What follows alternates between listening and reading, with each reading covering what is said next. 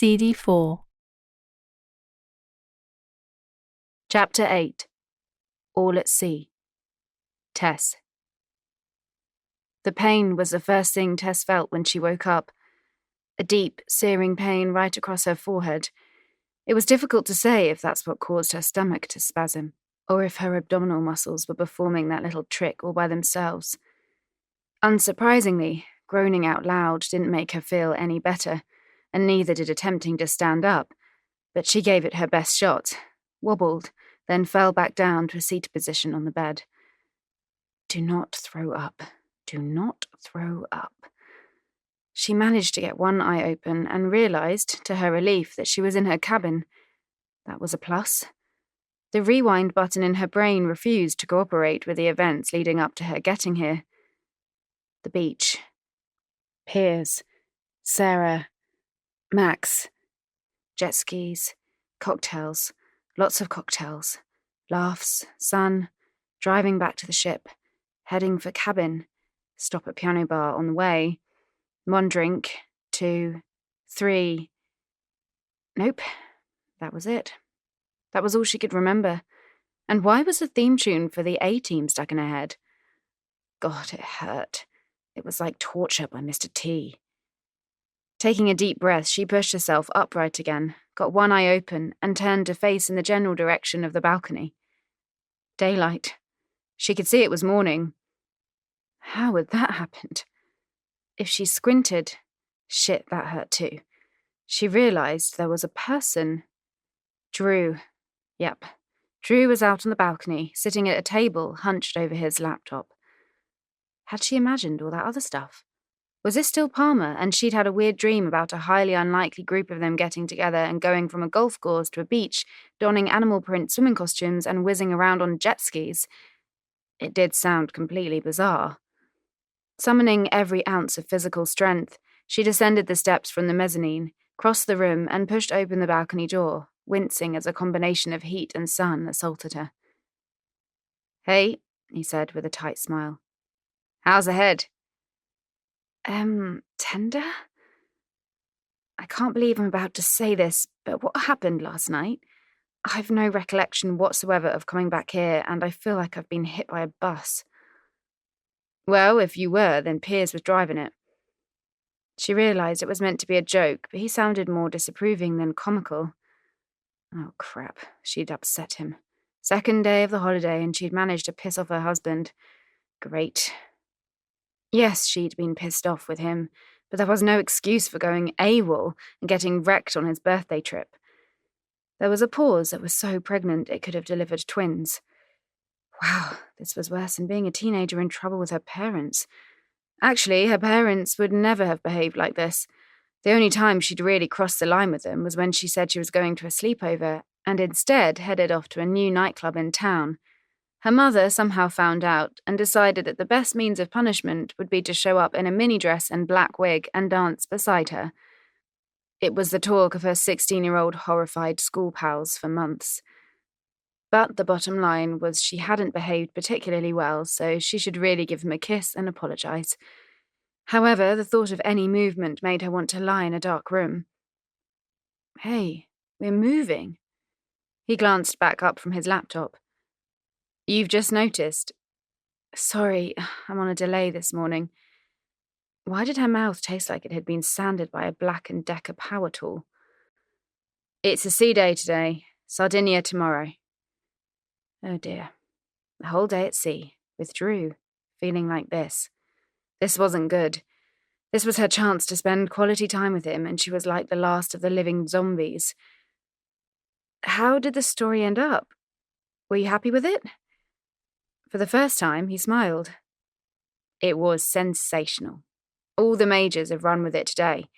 We made a killing on the photos, and readership spiked to the 2nd highest level this year. Only Will's and Kate's wedding topped it. Fantastic. 3-syllable word. That made her temples hurt. Well, I tell you what, why don't I brush my teeth, have a quick shower, and we can put up a couple of sun loungers and just lie out here today. A chill-out day. How does that sound? She couldn't think of a single thing that would be better than a nice, easy day with no stress, lots of privacy, and at least 4 paracetamol. Actually, I have to work again today. I've got conference calls lined up all afternoon. This is huge, Tess, and we've got to stay on top of it. I'm not letting anyone else come in and hijack it. Conference calls. All afternoon. She repeated in a deadpan voice, before realising that, surprisingly, she wasn't feeling the usual twinge of disappointment. Oh well. Gift horse. Mouse. If he was going to be tied up all day, then she could climb into bed with some hot tea and the new Harlan Coben novel. She'd been dying to get time to read it for weeks. Trying not to groan at the crushing pain in her temples, she pushed herself up and was immediately thrown off balance by a dizzy turn. She had questions, lots of them. How did she get home last night? Who put her to bed? What must the others think of the fact that she got legless, and did she totally embarrass herself? But she had a feeling it would be better to wait until she could handle the answers before asking. Shower, teeth brushed, clean vest and knickers, back into bed, hot date with Harlan. The ultimate recipe for a hangover cure. Okay, well, much as I'd love to blame the rocking of the boat and seasickness for my current state, I'm going to give in to the fact that it's a raging hangover. I'm just going to get cleaned up and go back to bed. Shout me if you need anything. Inside her head was a little voice saying, please don't shout. Please don't. And feel free to join me later if you fancy snuggling up. Just don't make a noise or any sudden movement because I can't guarantee my reaction, she added silently. Didn't you get the note that was left on the table? Her legs turned to jelly, and she had to hang on to the back of the chair. This time she couldn't blame the hangover. Note? Oh, fuck. Hadn't she asked Kalita to make sure no more notes were delivered? Oh, God, Drew knew. That's why he was acting so cool. He knew about Cameron and he was furious. Drew didn't do temper or irrational fury. He did cool, calm, deadly seething, and that was what was going on now. Well, she was just going to have to face it. She hadn't done anything wrong. She'd just tell him the truth. Come clean. Maybe it would even help. Right, she was going to go for it. Please don't be sick. This was no time for body fluids. Oh, so you know? He looked at her quizzically. Of course I know. She mentioned it yesterday. Mentioned what? Kalita told him that she'd been asked to hold back the notes. Now it would seem like she was hiding something, and... She sighed wearily. This was all too much. Where was Harlan Coben when she needed him? What did she say? She asked, resigning herself to her fate. That she thought you guys deserved a treat, so she'd arranged for you all to meet at 10 o'clock. What? She didn't understand. Hang on a minute. Slowly, gingerly, she made her way back inside and spotted the white envelope on the table. Heart hammering, she pulled out the handwritten note from inside. Spa day booked. Let's meet at the Divine Bliss reception at 10 o'clock. See you then. Mona. Kiss. Her first reaction was, yes! A serious marital blip had just been averted. This was quickly followed by a second reaction of, no! A whole day in a public place, with Mona and a hangover. She preferred it when she was being tortured by Mr. T, and she still had no idea what the A-Team theme tune thing was all about. She inhaled deeply, then exhaled. She could handle this. She could. After all, they were all grown-ups, weren't they? Mona. On the scale of people Mona wanted to spend the day with, Tess and Sarah ranked somewhere below the founder of Dunkin' Donuts and that bloke who just got life in prison for eating his parents. It was a necessary evil. This was a tactical game, and she wanted to get as much insider info as possible. Plus, her gesture of friendship impressed Drew, and that wouldn't hurt her plans either. What she really wanted to do today was spend the next 8 hours with Drew, working on the Cindy Trenchant story, but there was little more she could contribute, and it would look suspicious if she lingered. No, her time was better spent with Sarah and Tess, finding out how the land lay and getting beautified at the same time. Not that she needed much work. She'd had her Botox and fillers topped up before she came. Nothing obvious, No startled eyebrows or chipmunk cheeks. She'd had her hair cut, conditioned and coloured, and every hair on her body had been lasered into submission. She'd come rather late to the Brazilian, but she loved it now. A shiver ran up her back as she contemplated what Drew would think of it. No, don't go there. Not yet. Plenty of time to fantasize about that when it was closer to becoming a reality. The sooner the better. At dawn that morning, she'd given up trying to sleep and did a 10K run around the jogging track, because Piers's snoring could be heard on any ship within a 20-mile radius. He sounded like a volcano on the brink of eruption. Alas, that didn't even come close to being the most revolting thing about him. The smell. By the time she got out of bed, the suite smelled like a pub floor. He must have been seriously pissed last night when he got home. She hadn't been there to meet him. She had only left Drew's room when Max had appeared back with Tess, and by the time she got back to her own cabin, Piers was lying fully clothed, spread-eagled on the bed, snoring like a hog. So, while a day in the divine bliss had the drawback of keeping her away from Drew, the fact that it meant she could avoid Piers was a definite bonus. As she entered the spa, she checked her reflection in the corridor mirrors. All good. No bags under her eyes. Despite the fact that she'd had barely any sleep, she deserved a bloody medal for putting up with that man. The deep mahogany door swept back to let her enter. She had nipped in and checked the place out yesterday, and even as a connoisseur of spas, she'd been impressed. They offered a comprehensive list of treatments, and the decor was absolutely stunning. Gold marble floors, white walls, deep woods in a Balinese style that was complemented by intoxicating aromas of jasmine and coconut emanating from strategically placed oil burners. A beautiful Oriental girl at reception smiled in greeting. "Good morning, Mrs. Gold. Welcome to the Divine Bliss Spa. One of your guests is already in the relaxation room. Would you like to begin your treatments, or wait until your other guest arrives?" "I'll wait. Is there tea or coffee in the other room?" "Of course, Mrs. Gold, and there's also a selection of waters and fruit juices in the chill unit." Mona nodded her thanks and headed in the direction of the other room. She'd bet her last salary check that it was Sarah who was here already. The older woman was always punctual, mostly. Mona suspected from anxiety. She didn't want to stand out, be centre of attention, or cause controversy by keeping anyone waiting. Poor Sarah. She'd always been a bit of a wallflower. The woman had no idea how to assert herself at all. "Tess!" As she pushed the door open, her surprise was evident. "No, Sarah?" "Nope, just me. Thanks for arranging this today, Mona. It was a lovely thought." 20 years in journalism had taught her when words were coming out someone's mouth, despite the fact that their brain was thinking something very different. That was fine. She didn't need Tess to be enthusiastic about spending time with her. She wasn't particularly enthusiastic about this either. After all, she suspected that they were going to have a very major fallout in the near future. Not that she would suffer a single sleepless night over it. In life, you had to go for what you wanted, and if that meant stepping on the toes of someone's... She spotted Tessa's flip-flops before continuing the thought. Primark shoes. Then that was what she would do. "Thank God for this coffee. I'm on my third cup and only barely recovering my motor skills," Tess groaned. "Well, you're doing better than my husband. He's in a semi-comatose state, and I suspect he'll be that way for the rest of the day. What exactly did you all get up to yesterday?" She added with a joviality that definitely didn't reflect how she felt. "It's patchy," Tess admitted. "But there was golf, then jet skiing at the beach, then a piano bar, and then... Like I said, it's patchy. I feel awful, in every way. Poor Drew had to work, and there was me, drunk and irresponsible." Mona could see that Tess tried to inject a bit of humour into that last bit, but it fell flat.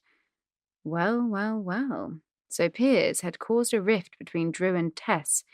Maybe she had something to thank the old fart for, after all. "Don't feel bad about that," Mona said soothingly. "Really don't.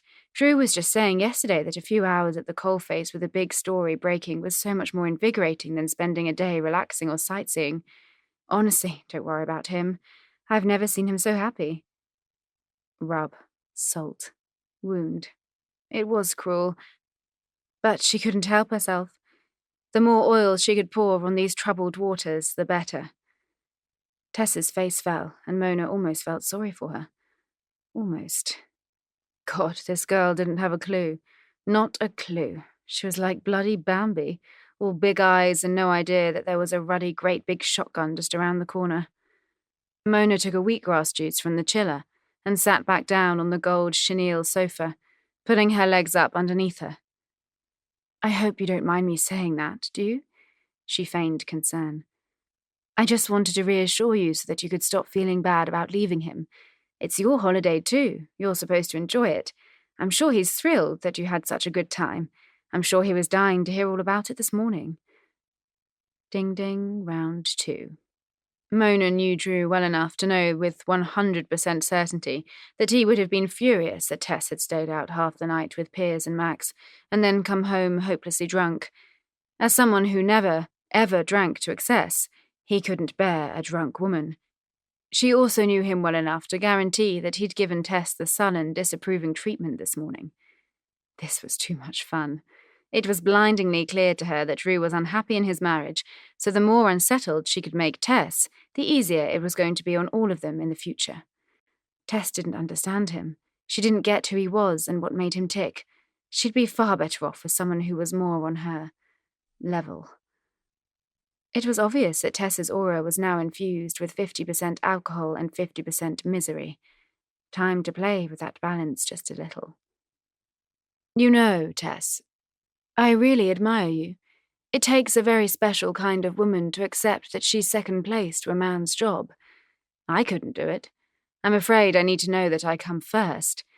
Terrible character flaw, isn't it? Her laugh was laced with mock self-deprecation.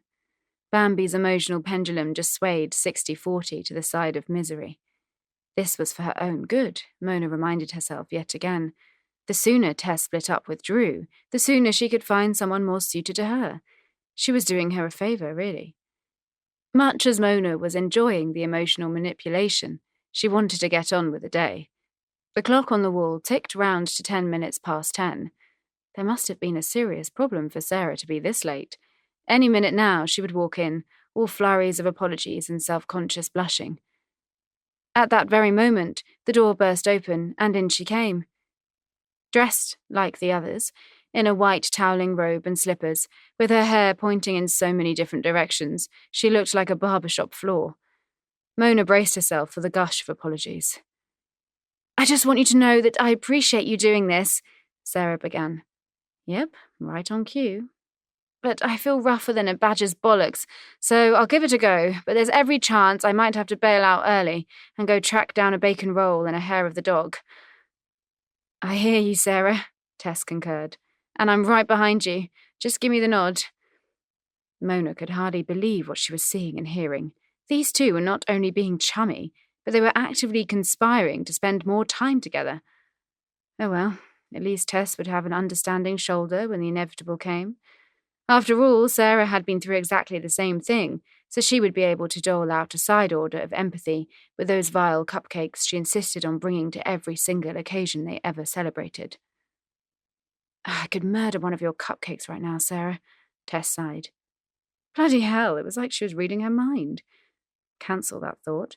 If Tess really could read Mona's mind right now, she'd have more to worry about than the lack of cupcakes. Sarah winked as she plonked herself down on one of the comfy armchairs. Sorry, lovely, but those aren't allowed when you're in the A-team. Mona had no idea what she was talking about, and frankly didn't much care. Today was all about gleaning information and improving her position, and if the price was spending the next few hours with women she had only one thing in common with, women from whom she felt absolutely no interest or respect, then it was a price she was willing to pay. Sarah. Despite feeling tragically rough, Sarah's spirits were lifted by the expression on Tessa's face. Oh no, the younger woman groaned. I've had the A-Team theme tune in my head all morning. What did I do last night? Played it on the piano in the bar and then announced to the whole world that you thought Bradley Cooper was a shag. Mona's wheatgrass must have caught in the back of her throat because she burst into a coughing fit. Just at that, a very tall blonde man in his early 20s arrived and introduced himself as Sven. Sarah noticed that his badge said he was from Sweden. No way. This took a Swedish massage to a whole new level of authenticity. Not that she actually knew what Swedish massage involved, or a Glaswegian one for that matter. Sven showed them through to a large treatment room that carried on the Balinese theme, with white satin walls, a dark wood floor, and she counted 4 Buddhas. 3 white leather beds were waiting for them in the middle of the room, each one covered in thick cream paper, with a luxurious fluffy beige towel on the end. It must take a whole load of fabric softener to keep them like that. Ladies, I'll give you a few minutes to prepare. Please lie on the bed and you can cover yourself with a towel we have provided. It's completely up to you whether you prefer to keep your underwear on or not. Your privacy will be maintained with the towel, and I promise I won't blush. Sarah felt a hot flush coming on. She hadn't had one of those since she hit the menopause at 45. But then she hadn't been naked in front of a bloke since then either. Massage therapist or not. Knickers or no knickers? What was the protocol here? She'd be damned if she'd add to Mona's smugness by asking her advice.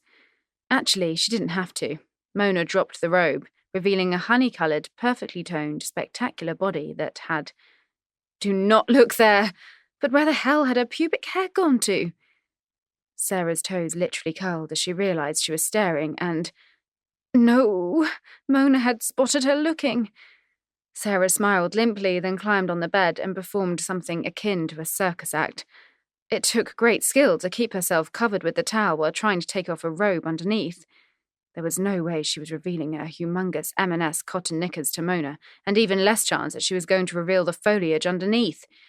The hot flush now graduated to furnace level. Over on the other side of Mona, she saw that Tess had very gingerly hung up the robe, then, with one arm covering her boobs, climbed onto the bed, wearing just a nude-coloured thong. Why hadn't she thought of that? Not a thong, obviously. She never wore them, fearing that they would disappear into her buttocks and require surgery to remove. But she should have gone for something a little more modern than huge white granny pants. "Are you okay, Sarah? You look a little hot," Mona asked with an edge of smugness. "I'm fine. Absolutely fine." Mona was physically perfect. She had the limbs of a colt and the boobs of a woman who had never had children and who had halted the aging process at 21. But why, oh why, was she still standing there naked? "Get on the bed, woman, and cover yourself up!" Sarah felt a sudden tightening in her right thigh. Damn, the belt from her robe had somehow managed to get wound around her leg and it was stuck. The more she struggled, the more she got caught up. She was beginning to panic. There was no way she was now going to get up, remove the towel, disentangle herself from the robe, flash her large knickers to the world, then lie down again, throwing her pendulous boobs over her shoulder to get into a comfy position. Nope, she was committed to this, even though she was fairly sure the overall image was one of 2 baby seals having a fight in a tent. With one last tug, she somehow managed to extricate the robe, giving herself whiplash in the process. Weren't massages supposed to be relaxing? Finally, Mona climbed onto the bed, the act giving Sarah a gynecological view that would live with her forever. What the hell was she doing here? Lying in the scud next to her ex-husband's other 2 naked wives? The combination of the bizarre scenario and the alcohol that was still swirling around in her system gave her the giggles. "What's so funny?" Tess asked, grinning. It took Sarah a few moments to compose herself long enough to speak. "Don't you just think this is the oddest situation? The 3 of us all lying here, some more naked than others." She looked pointedly at Mona. "All brought together by the fact that we were married to the same man. It's like some weird wives' club." The contagious giggles had now reached Tess, and she nodded. "We could be in a reality show. The Real Housewives of Drew Gold." "Just as well there were only 3 of us. They'd never fit 4 beds in this room," Sarah added, setting them off again. As she wiped a tear from her eye, she realised that the hilarity was coming in stereo from her and Tess, but there was a Mona-shaped void in the middle. "Sarah, I've never seen you like this," Mona said. "You seem, I don't know, just different." Mona's tone was the same one Sarah had heard her use to describe things that utterly disgusted her. What had it been at Christmas? Oh, that's right, harem pants. Apparently, they were the biggest fashion crime since those 80s hairstyles that required so much hairspray they permanently damaged the ozone layer. "I'm sorry, Mona, but the last few days have just been a bit overwhelming. I decided that I was going to take everything in my stride and open myself up to new experiences, but this all just seems a little surreal. She could see Mona was already losing interest in what she was saying, so, against her better judgment, she attempted to mollify her. Anyway, it's been great so far. Piers was so much fun yesterday. He totally led us astray. You're a lucky woman. Yes, I am, Mona agreed. But even while dealing with whiplash and the suffocating heat of a hot flush, Sarah got the sense that Mona wasn't being entirely sincere. Her haughty demeanour made the atmosphere in the room bristle, so it was a relief when the door opened again, and this time Sven was accompanied by 2 women, one a petite, picture-perfect Japanese girl, confirmed by a badge that said Aoki, Japan, and a tall catwalk slender Valeria, Russia. Valeria headed for Tess, Sven moved to Mona's bed, and, to Sarah's relief, little Aoki stayed with her. Thank goodness. She'd never been one for massages, because on the one and only occasion she'd tried it before, a chunky female who, if she worked on this ship, would have a badge that said Dina Dudley, had just about put her in traction. A few minutes later, she'd revised her opinion. Little Aoki might look like she'd have trouble peeling a banana, but she had all the gentleness of a shot-putter on steroids. Sarah wanted to swear. She wanted to stop this. She was actually close to wanting to cry. Turning her head to the side, she noticed that Sven was caressing Mona with long, luxurious strokes along her spine. How did Mona get the equivalent of a good feel-up, while Sarah was at the hands of a masochist with Olympic-strength fingers? It was almost as if Mona had planned this. It was almost as if Mona had planned this. It was almost... The thought was stuck in her head, and even the physical torture didn't block it out. For the first time, it crossed her mind to wonder why they were doing this. Why was Mona being so nice? Why did she want them all to be together today? Let's face it, Mona had never been her bosom buddy. They tolerated each other, played nice, made civil conversation. But they had never, and she suspected would never, actually be friends. In fact, the only time Mona had truly been nice to her was when she was a young reporter and she used to pop around to the house to discuss work with Drew and call him up at all times of the day and night with leads and queries. He was the deputy editor then, but Mona had looked up to him and always seemed to hang on his every word. At the same time, Mona would bring her cakes, offer to babysit the kids, act like Sarah was a true friend. Little did Sarah know that she was already sleeping with her husband. She gasped as Aoki removed her spine without an anaesthetic. At least that's what it felt like. When her nerve endings eventually stopped screaming, Sarah found herself struck with a jumble of weird thoughts. Mona was only ever friendly when there was something in it for her. Mona had befriended her decades ago when she wanted to get closer to Drew. Now she was being extremely friendly to her and Tess. So what exactly did she want to get her hands on now? Chapter 9. Alghero. Tess. Fully recovered? Drew asked Tess as he handed her a plate with a pain au chocolat and a selection of beautifully arranged fresh fruit. The strawberries were the deepest red she had ever seen, and the melon and kiwi fruit looked irresistible. Much better, thanks. The massage yesterday was lovely, and so was the facial. The seaweed treatment, the manicure, the pedicure, and the deep conditioning hair treatment. Mona is a serious spa bunny. She must spend a fortune on that kind of stuff. Drew grunted and pressed a couple of keys on his laptop. That thing was never bloody off.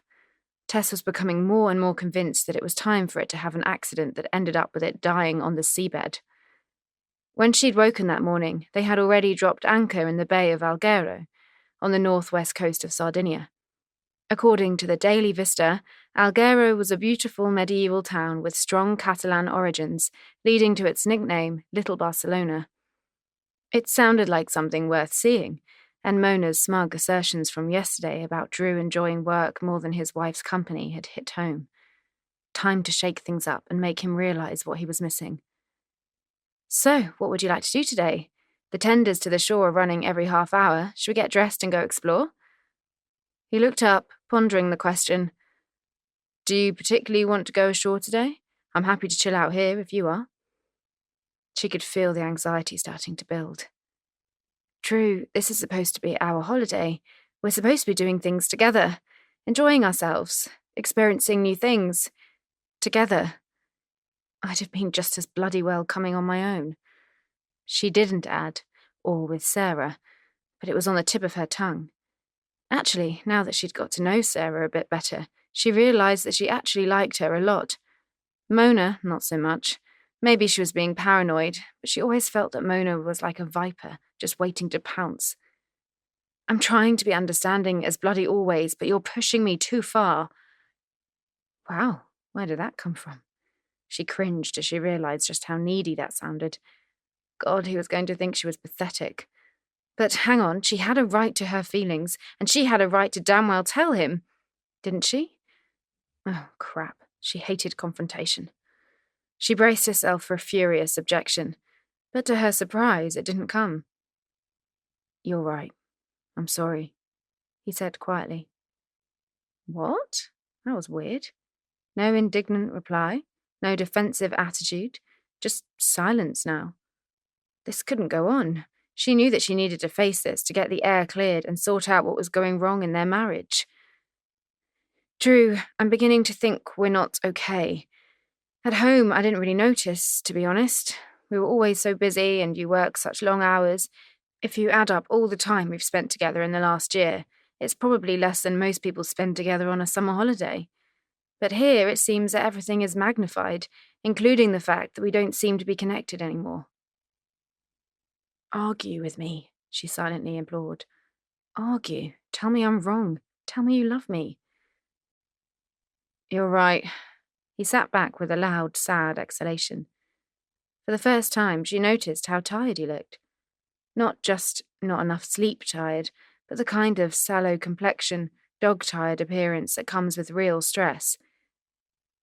You're right, he repeated wearily. I'm sorry, Tess, but I don't know where we are anymore. Her stomach felt like it was being ripped out through her windpipe. No, how could this be happening to her? And why bring her thousands of miles to the middle of the ocean to tell her? Do you still love me? Yes, he insisted. Of course I do, and I want this to work. I guess I just... He paused to get his thoughts in order. I guess I just forget that you should be a priority too. Work is all about deadlines and graft and urgency, and it's easy to get lost in that. Might be why I've been married 3 times. He added a self-deprecating smile, and a wave of love for him enveloped her. He leaned over and kissed her. I'm sorry. Running a newspaper is a young man's game, and I'm 50. Takes a bit more energy to stay on top. But I'll try harder not to neglect you. I do love you. I love you too, she whispered as he leant over to kiss her. Properly kiss her, the way he used to. Reluctant to break away, she curled her hands through his hair as he swept her up and took her inside to bed. Finally, he was saying what she wanted to hear. Their love-making was tender at first, then as their heartbeats quickened, erupted into a frenzy of grabs and thrusts that was over all too quickly. He didn't seem to notice. As they lay together afterwards, her head nestling in the space between his arm and his torso, Tess reassured herself that this was fixable. At least they'd started being honest with each other.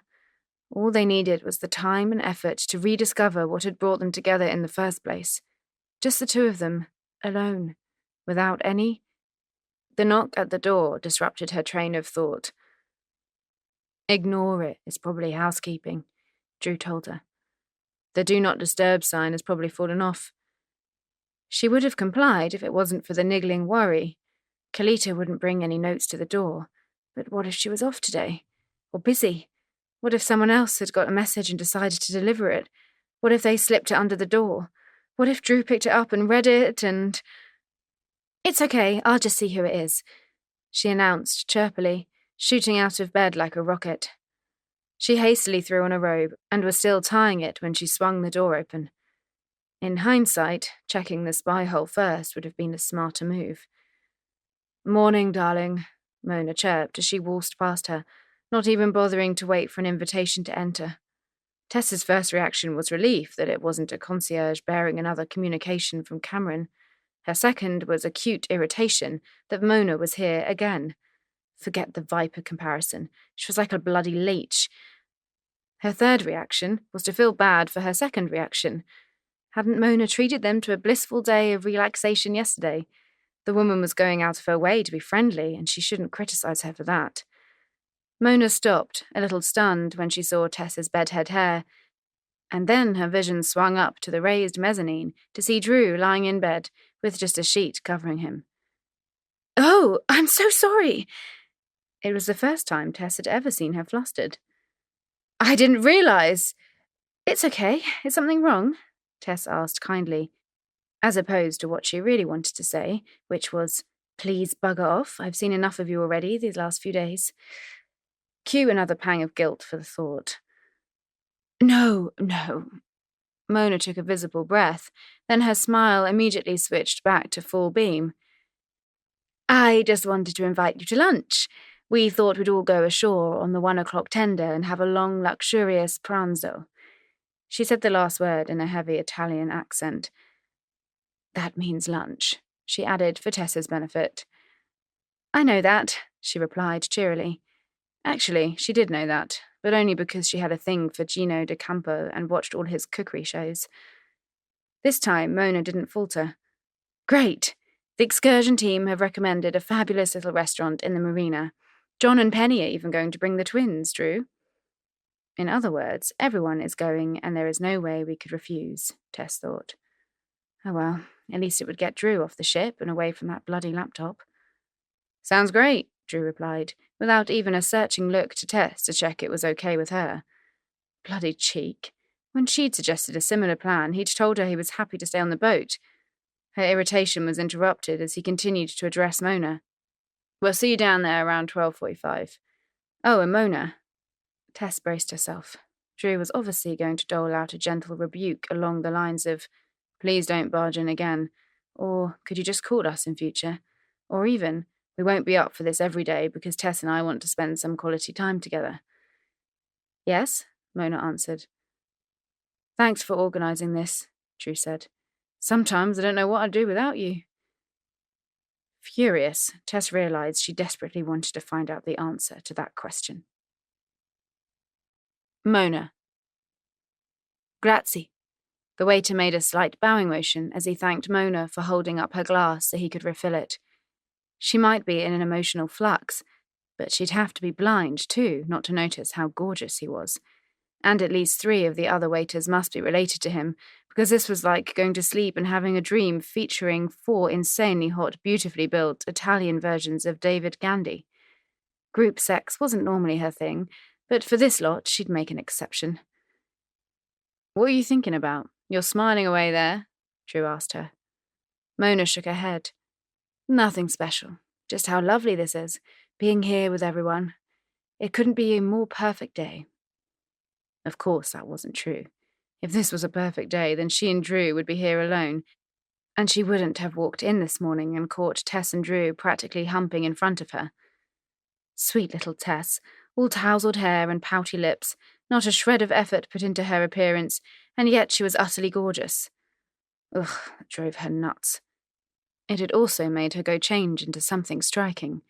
White pencil skirt, young but incredibly chic, teamed with a white off-the-shoulder scoop-neck t-shirt that showed just a hint of cleavage. She looked like Audrey Hepburn on Heat. She might not have Tess's youth, but she had far more style. And anyway, that wasn't what really mattered. Drew was all about the cerebral stimulation. He's not fulfilled by her.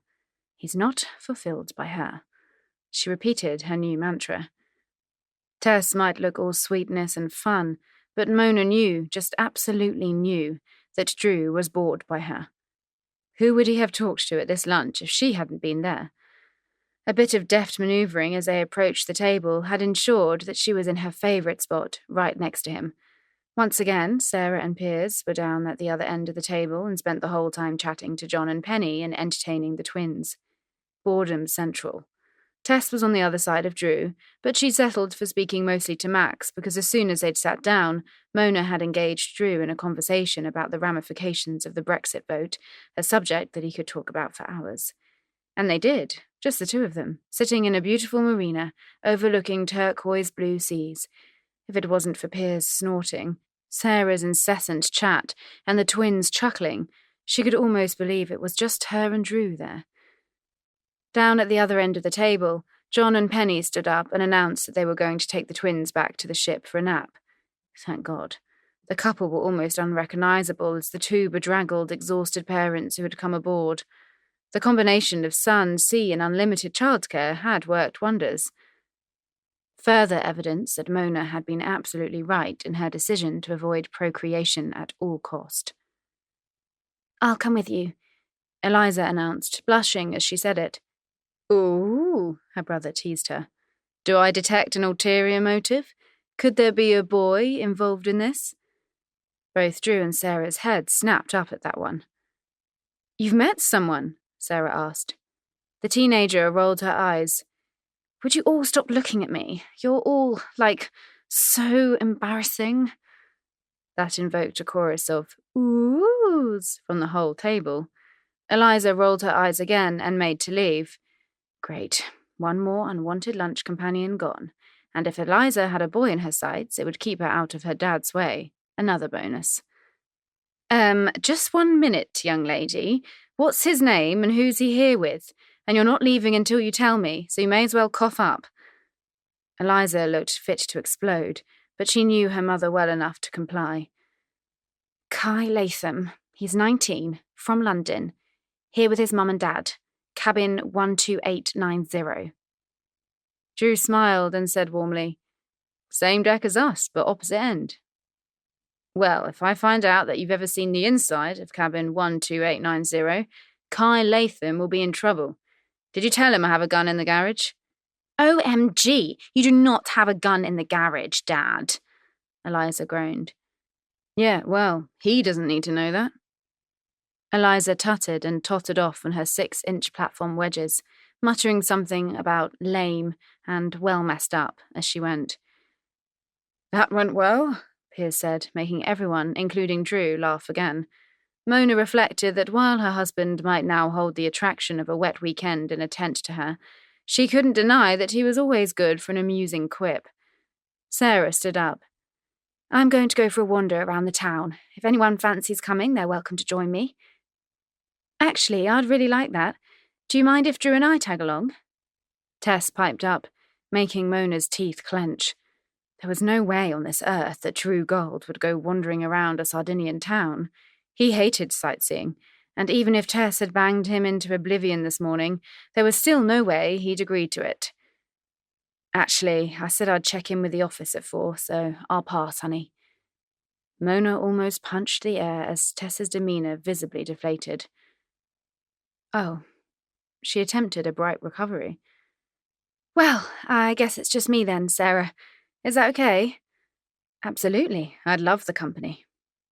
Max put his napkin on the table. The sun was clearly good for him, too. He already had a bit of colour, and his white t-shirt and khaki combat shorts looked great on him. Mona knew from old photographs that Piers had looked exactly like that when he was in his 30s. She only wished he still did. "I'm going to go for a wander too. I feel like I should attempt to absorb some culture on this trip. Apparently, there are incredible sea caves a little bit up the coast, so I thought I'd go do the sightseeing thing." "Sounds good, son," Piers agreed. "You up for it, Mona?" Mona thrust one finely toned calf up in the air in reply, showing an 8-inch spiked heel on a beautiful stiletto. "Piers, I'm wearing Yves Saint Laurent shoes. They're made for sitting and showing off, that's it." Some men just did not get the fact that shoewear did not multitask. Not that she'd have gone even if she'd been wearing her Prada flats. "Come on then, ladies, we'll walk with you until we find a cab or a bar," Piers joked to Sarah, who was quick to fire it back at him. "Piers Delaney, you are not hijacking our day again. Some of my wounds from that jet ski will never heal. And besides, Tess and I have credit cards and we're not afraid to use them." A conspiratorial wink passed between the two women, and Mona noticed again how friendly they were becoming. She was beginning to feel like she wasn't a part of their little gang. Fine by her. Girlfriends had never been her thing, although she'd make an exception for Donatella Versace and Stella McCartney. When the others left, she felt a flash of triumph. Just her and Drew, together, alone.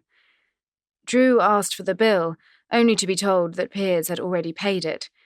Typical of him, flashing the cash once again. Drew checked his watch. 3:30. I'm going to head back now.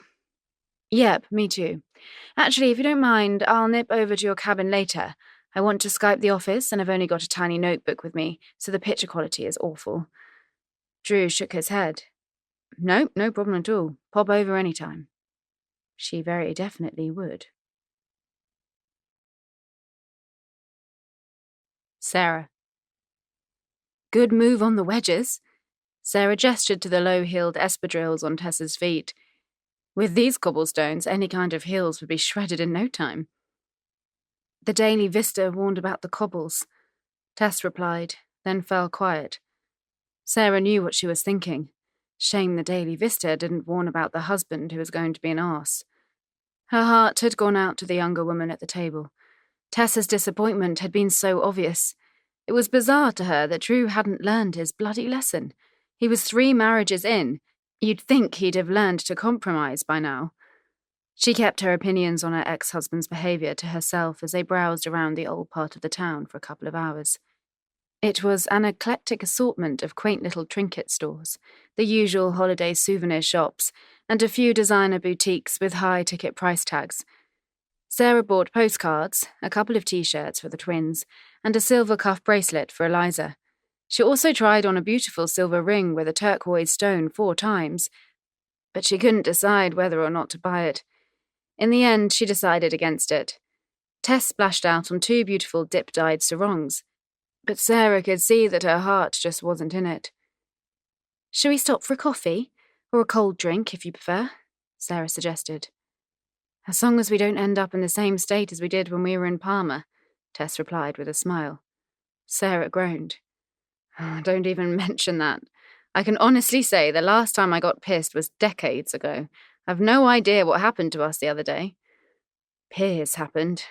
You're absolutely right, Sarah said, laughing, as they stopped at a lovely little pavement cafe. I bet he's got everyone in the sea cave singing by now. They chose a table under the awning, out of the glare of the sun. A waiter appeared almost immediately and took their order for 2 coffees and 2 large gelatos.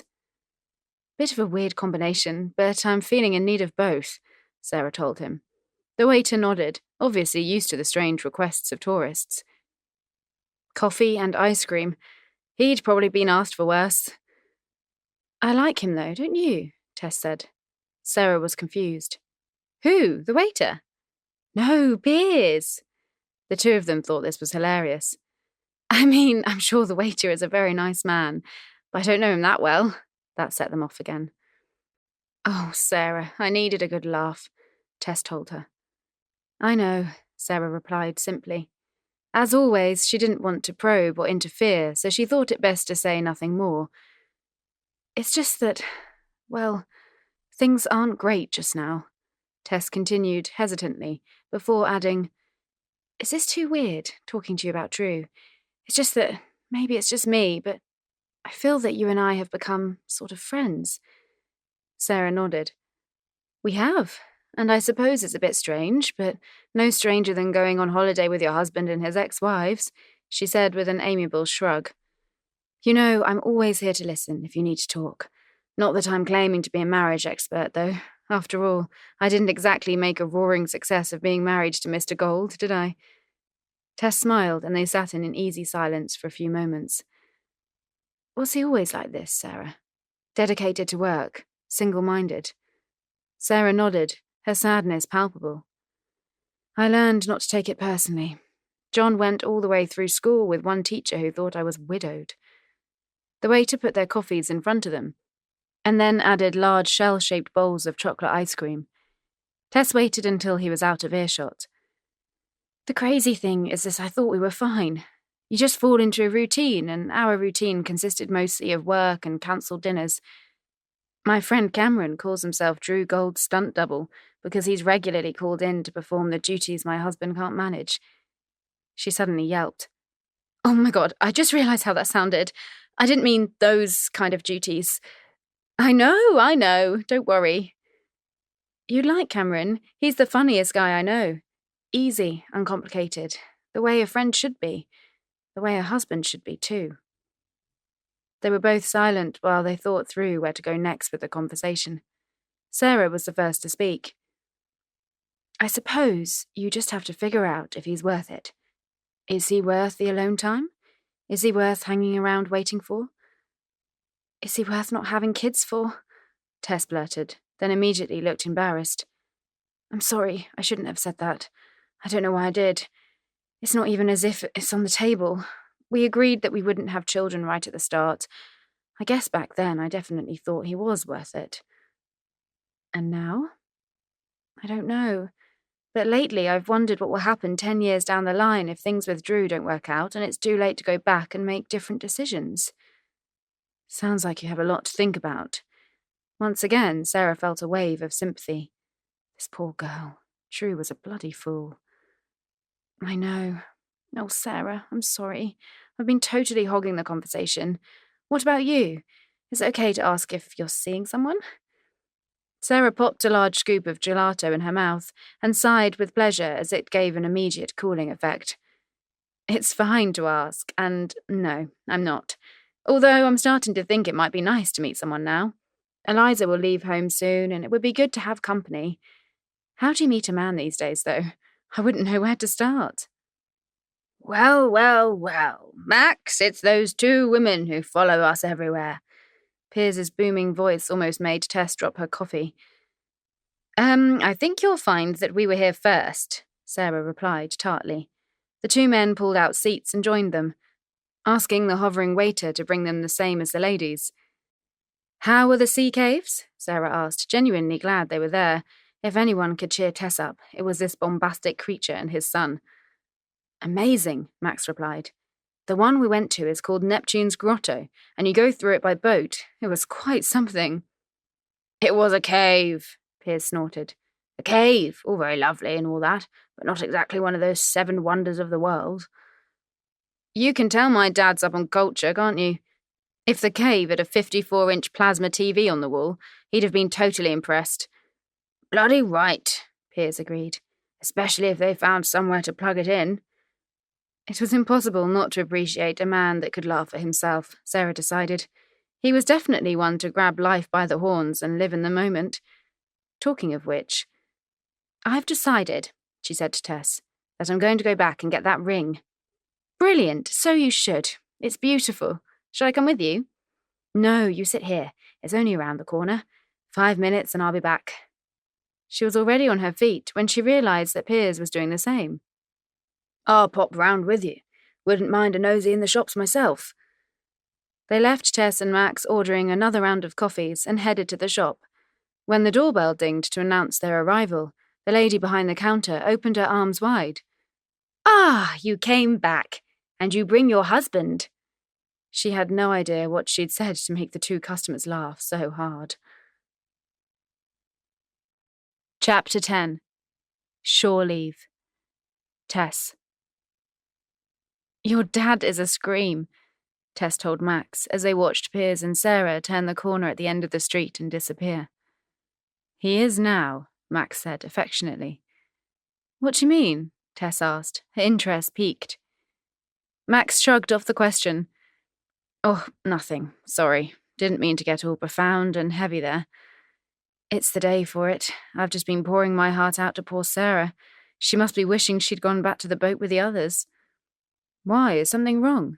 Are you okay? Max sat forward and gave a really good impression of being genuinely interested. This guy definitely got his people skills from his dad. He had a way of making you feel totally at ease and comfortable. The waiter appeared yet again to deliver their coffees. Right, Max told her. I've got caffeine, ice cream, and I'm sitting in the shade. Shoot, tell me everything. Tess might be comfortable, but she wasn't insanely indiscreet. Oh, it was nothing. Tell me about your dad. Okay, but then you have to tell me what's on your mind. Deal? She made an agreement she had no intention of keeping. He's a great guy, Max said, but he wasn't always as much fun as this. When I was growing up, he was always charismatic and a bit wild, but lately, I don't know, it's almost as if he's got a new lease of life. He's more into spending time with people now. I've seen more of him in the last year than I did in the 10 years before that. Do you regret the time you missed with him? Max shook his head. No, just delighted that we're closer now. There's no one like him.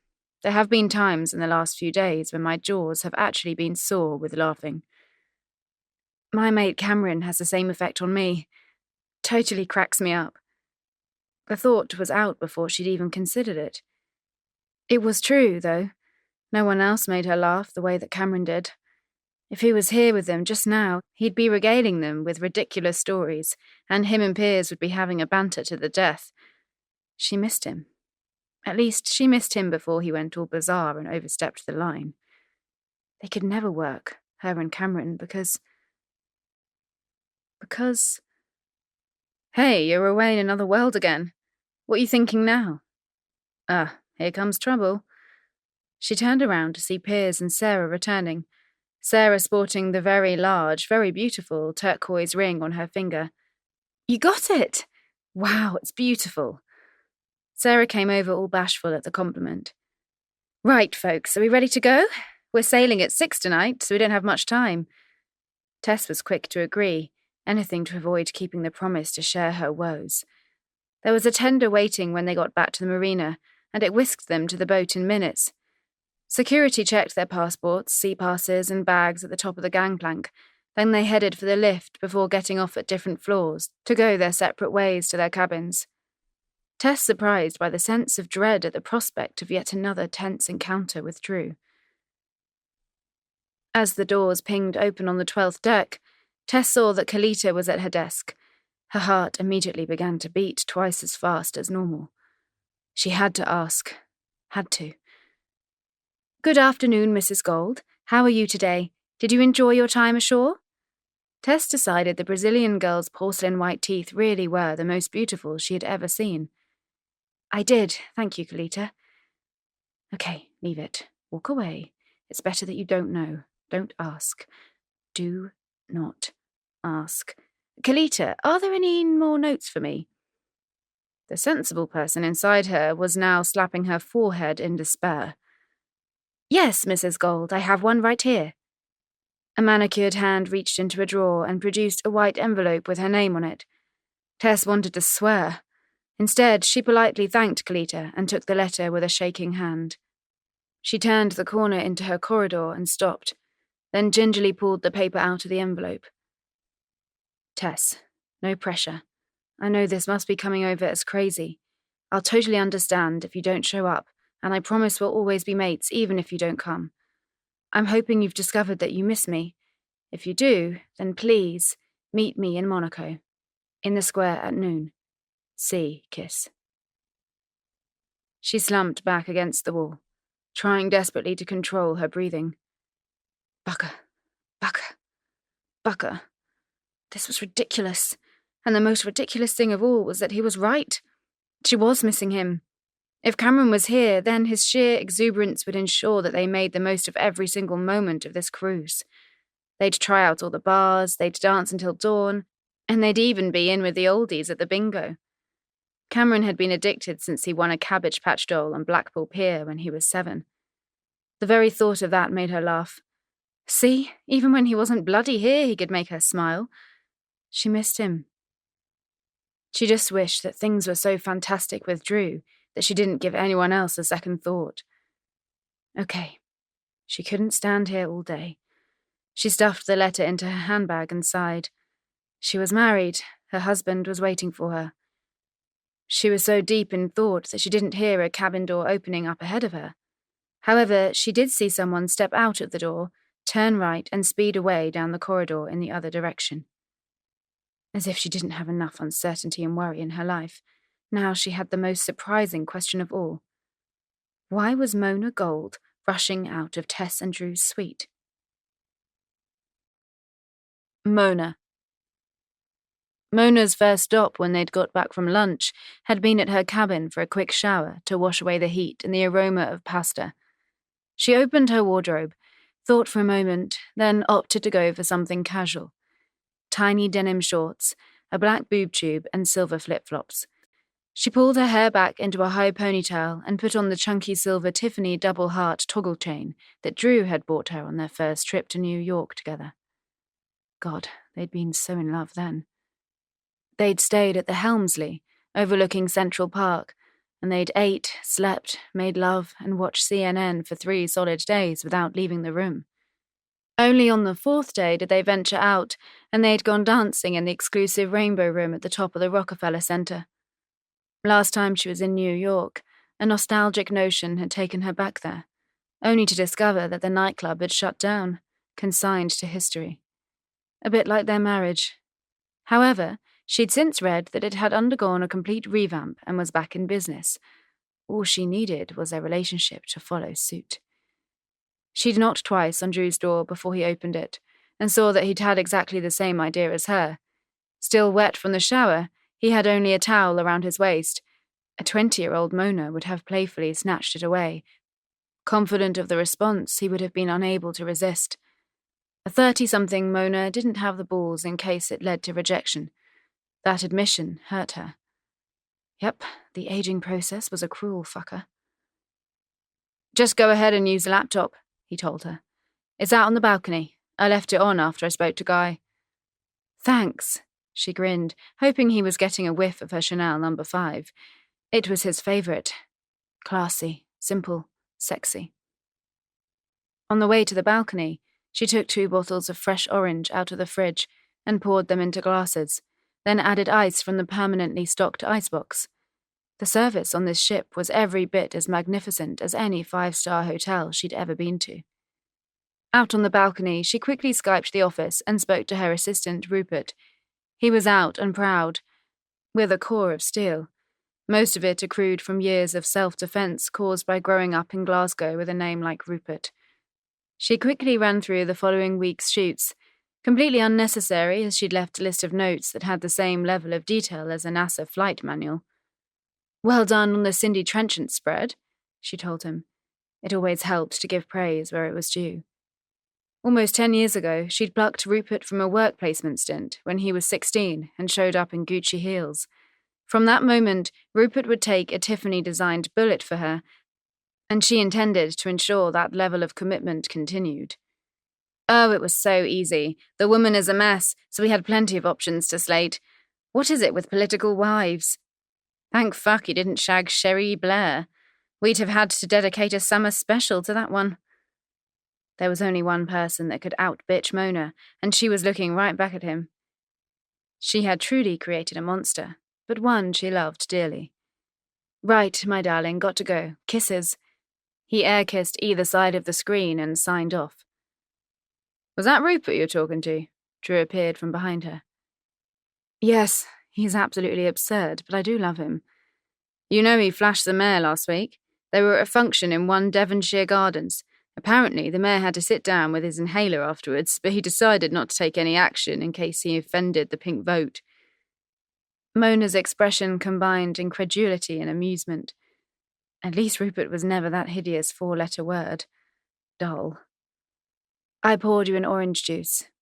She slid it across the table to him. His bicep flexed when he picked it up. He was wearing black shorts now, but nothing else, and every single hour he put in at the gym showed. He might not be able to match a 23-year-old male model, but he could give any 40-ish A-lister a run for his money. He still turned her on every bit as much as he had the first day she met him. She'd seen him almost every day of her life since then, and the physical attraction had never waned. That had never been the problem. If only the other stuff hadn't got in the way, then they'd still be together, and she wouldn't be sitting on a fucking ship with a family group that was dysfunctional with a capital bloody D. So, how are you enjoying this so far? She asked him, stretching back on the chair and putting her feet up on the table. He was quiet for a moment. That was Drew. No false platitudes and banal small talk. They were way too close for that. You know what? I'm not sure. There was an unmistakable hint of sadness. It's great seeing John and Eliza and the kids, but he left that one hanging in the air. Can I ask you something? She said tentatively. Time to start gently picking at the seams in the hope of an imminent unravel of Drew and Tessa's relationship. Sure. Tell me if you want me to butt out, but I'm just concerned, and I mean this as a friend. Is everything okay with you and Tess? It's just that, and maybe I'm imagining it, but you seem a little disconnected. Another pause. Oh, I don't know, he admitted wearily. She knew not to push it. For a guy who lived up to the typical emotionally closed off, west of Scotland stereotype, that small admission was the equivalent of 3 weeks of soul-bearing and therapy. Tess is amazing. She's beautiful and sweet and funny and patient, and I've never known anyone like her. For the sake of her ego, Mona really hoped there was a but coming soon. But, hallelujah and praise be. Sometimes I wonder if I make her happy. Of course you make her happy. How could you not? The words just slipped out. The fact that they massaged his ego could only help her cause. Because she's given up a lot for me, Mona. She agreed to not having kids. She plays second fiddle to work. I don't give her enough time, and, to be honest, I'm too damn knackered to make the kind of effort that I need to make. I don't want to get home at midnight and sit up until 2 a.m. catching up with her day. And if I'm supposed to meet her for dinner and a story breaks, then I'm not going anywhere. It's what I am. You understood that? I did. I still do. But it's impossible for anyone who's not in the industry to get that. Sometimes I think she deserves more. This was it. He was about to realize what he had to do. All she had to do was nudge him along. Maybe she does. The second she said that, he flinched and his eyes locked with hers. I don't mean that badly, Drew, but come on, how long have we known each other? He thought for a moment. 20 years? She nodded. And the one thing I know is that you need to be with someone who understands you and gets turned on by the same things. Tess is all those things you said she is, but I'm not sure that she's right for you. I hate seeing you this miserable. She thought about stopping there, but how many more times this week would they get the opportunity to speak on their own like this? How many more chances would she get to apply subtle persuasion that it was time for Drew to rethink his current marital situation and opt for a new one? Or, more accurately, an old one. I think you should be with someone you have more in common with. And trust me, you are more than enough to keep a woman happy. Drew smiled at that. I didn't keep you happy, did I? Shit, she walked right into that one. That was a different time and place, Drew. There was no way she was getting into why they split up now. No way. This was supposed to be an attempt to get closer to him, not remind him of the very worst of times. Look, Drew, there's no point going over all that again. You have to deal with what's happening now. If Tess isn't right for you, then you have to let her go. It's the decent thing to do. And in all the years I've known you, my darling, the one thing you have always been is decent. He looked so miserable, her heart almost ached for him. Decency was definitely overrated as far as she was concerned. Much as she was tempted to stay and play the empathetic friend for a while longer, she was well enough educated in the ways of men, and Drew Gold in particular, to know that she should always be the one who chooses when to stay and go. Besides, now that she'd planted the seeds, she wanted to give him time to think about it. He was a smart guy. She was becoming more and more convinced that he would do the right thing. Making a big play of checking her watch, she sighed loudly. Drew, I have to go. Piers will be back soon, and to be perfectly honest with you, I'm going through something similar. Really? God, Mona, I'm so sorry to hear that. I had no idea. It's okay, how would you? I'm beginning to think that Piers and I want completely different things. He's always on at me to slow down, stop working, take time out. That's not you. No, it's not, she agreed. She leant over and kissed him on the cheek, then squeezed him into a hug that he was more than happy to reciprocate. As she pulled away, she gave him her best parting shot. You know, Drew, sometimes I think the only two people that really get who we are is us. She didn't stop to see if his eyes followed her as she left, and she didn't turn back at the door. Her job for today was done. Now she just wanted to get some time on her own before Piers returned to think about her next move. End of CD 4. CD 5. Sarah. Sarah wandered along the port side of Deck 14, looking for a nice spot to sit down and relax. She had thought about taking the Tasmina Perry book she was reading out on the balcony, but the twins were wide awake and having supper in the cabin with John and Penny. So there was much shrieking going on. Not that she minded that in the least. When she'd returned from Alghero, she'd gone straight in to see the kids, then volunteered to take Lawrence and Lavinia swimming with John so that Penny could have an hour to herself to get ready for dinner. They'd fallen into a routine that suited them perfectly. The nanny would take the children in the mornings to give them some couple time. They'd all have lunch together. Then John and Penny would put the little ones down for a sleep and chill out on the balcony. After their nap came a couple of hours of fun time, then supper, and some quiet play before bedtime. Now it was almost 6:30 and the ship had just begun to gently rock as it left the bay and headed into the horizon. They had no plans to meet for dinner tonight, and Sarah was glad. She was enjoying getting to know everyone better, with one bitchy exception, and Piers, Tess and Max had been an absolute revelation. But it was nice to have some space, too. The deck was virtually empty, most of her fellow cruisers either getting dressed for dinner, already at dinner, or at the early show. There were now only a few stragglers left. She wondered if she might bump into Eliza. The note on the coffee table saying, "Out with Kai, be back later," didn't exactly furnish her with many details about her daughter's day. A couple on 2 adjacent sunbeds caught her eye, both of them entwined, kissing passionately. On second thoughts, perhaps it was better if she didn't stumble across her daughter, although perhaps it was time for a gentle grilling as to the status of her friendship with this boy. She carried on past the lovebirds and settled for a thick, padded wicker chair and footstool under a bright light. It was still daylight now, but she'd noticed that the night descended quickly and earlier than at home. As soon as she sat down, a barman appeared at her side. "Can I get you a drink, madam?" asked Benji, Philippines. "I'll have a gin and tonic, please, and a black coffee." She didn't want to trouble him to do another journey in half an hour, so it was easier to order both now. At home, a gin and tonic was normally her Friday night indulgence, but hey, she was on a holiday. She opened up her book and began to read, stopping only to say thank you when Benji Philippines delivered her drink. Bliss. Utter bliss. It still seemed strange to her that she'd been invited on this trip in the first place, but she was glad that she had been, as it had been full of laughs. It was just a shame that there had also been a few not-so-funny surprises. When Tess had confided in her today, she'd been both surprised and touched. She just hoped she'd handled it well. "Is this seat taken, ma'am?" She glanced up to see the cowboy she'd met on the first day on board, and instinctively smiled. "Well, good evening," she replied. "Please be my guest."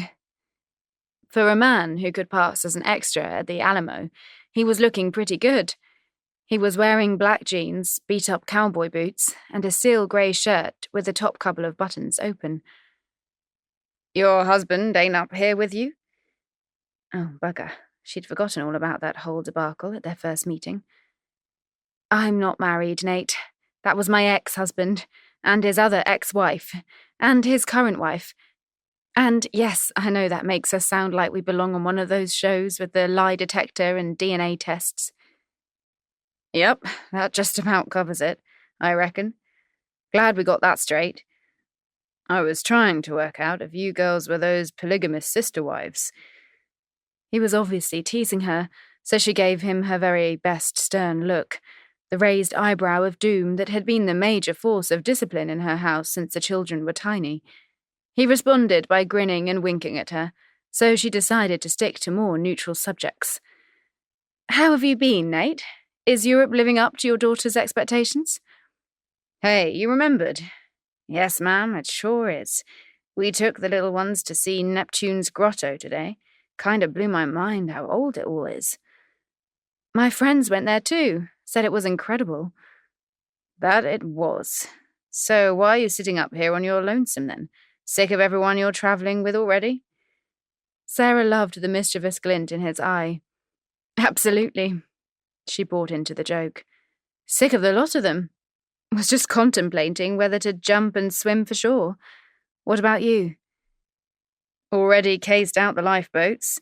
Reckon I'm making a bid for freedom soon as night falls. Yeah, well, give me a shout. You row one side and I'll row the other. We might just make land by daybreak. I'll bring cakes from the buffet so we don't starve. Nate was laughing now, a gorgeous husky gurgle that came from the back of his throat. Sarah, I know this is a bit forward and all, but would you like to have dinner with me tonight? Wow, she hadn't seen that coming. What to do? It didn't take much consideration. Back at home, she'd have panicked, phoned Patsy, panicked some more, made a plan, shopped for an outfit, panicked and then cancelled with an hour to go. But that was the old Sarah. The new, I'm on my holidays and I'm damn well going to enjoy it, Sarah, made her mind up pretty quickly. Can we have it here? Over at that table there?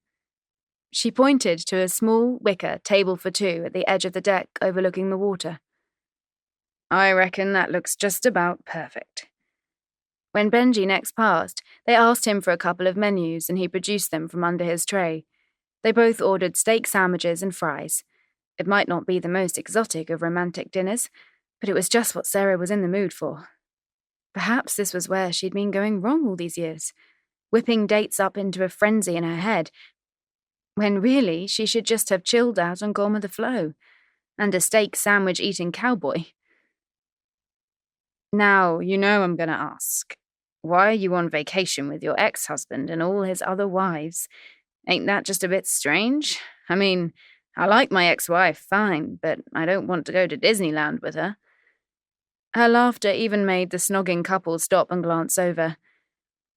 Do you know, I'm not entirely sure why.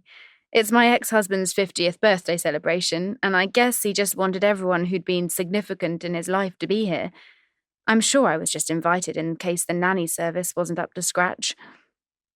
Benji arrived with 2 bottles of beer, prompting them to move to the table. Over the next 3 hours, they discussed family and jobs. They talked about their teenage years and their marriages. They shared stories that were normally reserved for friends. And they laughed. It was easy, uncomplicated, and, Sarah decided, absolutely perfect. Or at least, it was perfect until their peace was shattered by noise from the big screen further along the deck. It was used to show concerts and movies all day long to the guests who were lying by the pool. Sarah checked her watch. 11 p.m. She'd noticed in the Daily Vista schedule that there was a late-night showing at this time every evening. Oh, crap. Their peace was about to be shattered by some bloody action movie, and they'd have to shout to be heard over the racket of hand grenades and whatever weapons the invading Martians were using. Time for the movie, she said with a hint of sadness. She was about to suggest that they call it a night when the sound of roaring applause came through the speakers, followed by a familiar voice. Thank you very much, and I'm mighty thrilled to be here with you all tonight. More applause. Sarah was so dumbstruck her eyes actually filled up. She blinked away the tears. This was unbelievable. It wasn't a movie, it was a concert, but not just any concert. The first song I'd like to sing for you tonight is called Just to See You Smile.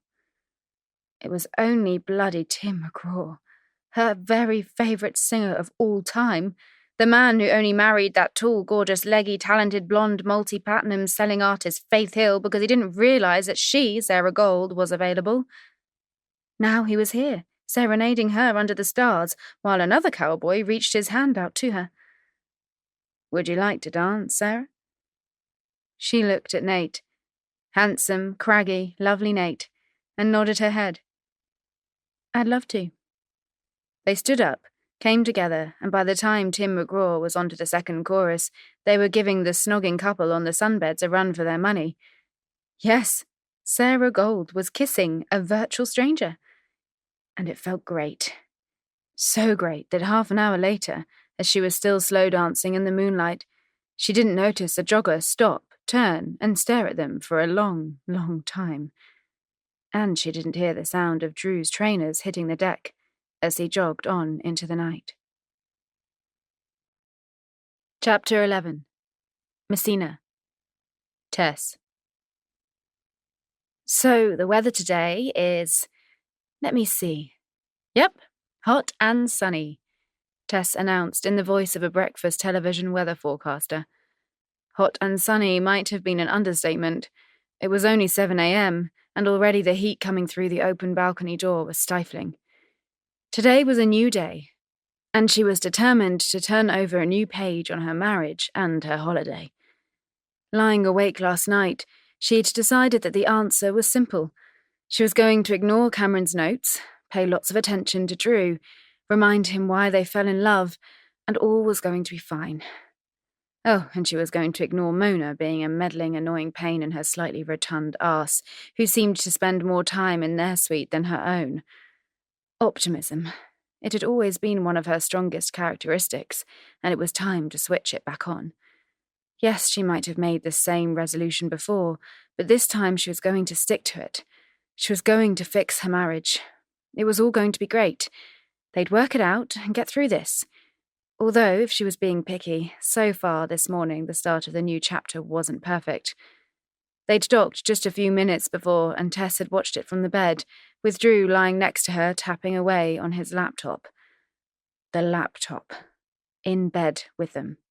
If Cameron was here, he'd say that was Drew's version of a threesome. But she was turning over that new page, so all thoughts of Cameron were banished.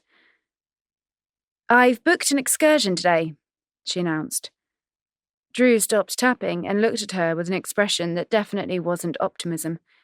He hated excursions, hated trooping along in a guided pack at the mercy of other people's schedules. But this one was different. She knew he'd love it, so she'd swallowed an assertive pill and booked it as a surprise. "Where are we going?" he asked, his voice taking the Oscar for the least amount of enthusiasm in a single sentence. Grinning, she started humming the Godfather theme tune. "Tess, where are we going?" he said, switching from lack of enthusiasm to mild exasperation. "That was your clue. It's called the Godfather Tour. We're going to visit some of the locations used in the Godfather movies." "Really? Sounds interesting."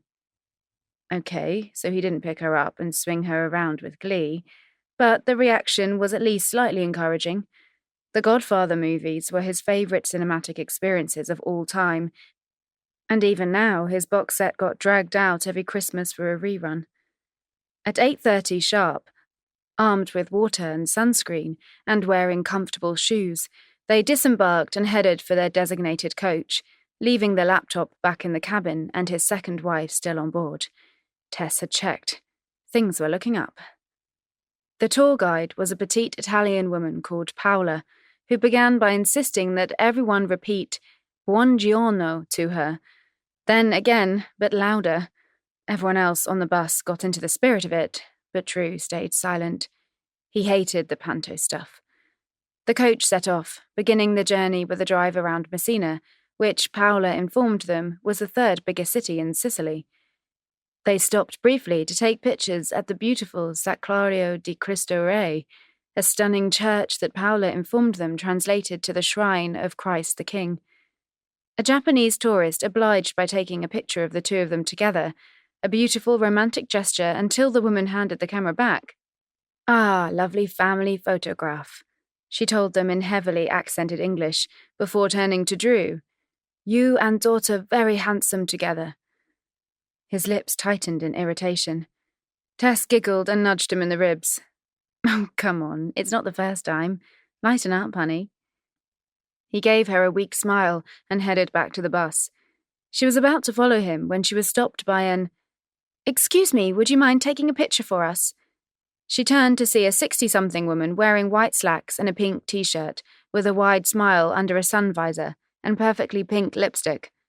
The woman's accent placed her as being from the American South, and her hair was definitely the size of Texas. Tess loved her immediately. Of course.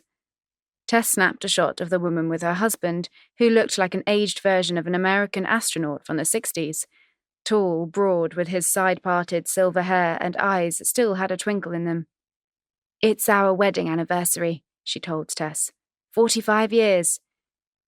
Looking through the lens, Tess watched as the woman turned to meet her husband's gaze, and such a look of love passed between them that Tess's heart melted. 45 years. What did it take to last that long, to spend that many years together and still love each other? There was obviously still such devotion between these two. When was the last time Drew had looked at her like that? She honestly couldn't remember. He hadn't even bothered staying with her while she stood outside the church, choosing instead to get back on the bus.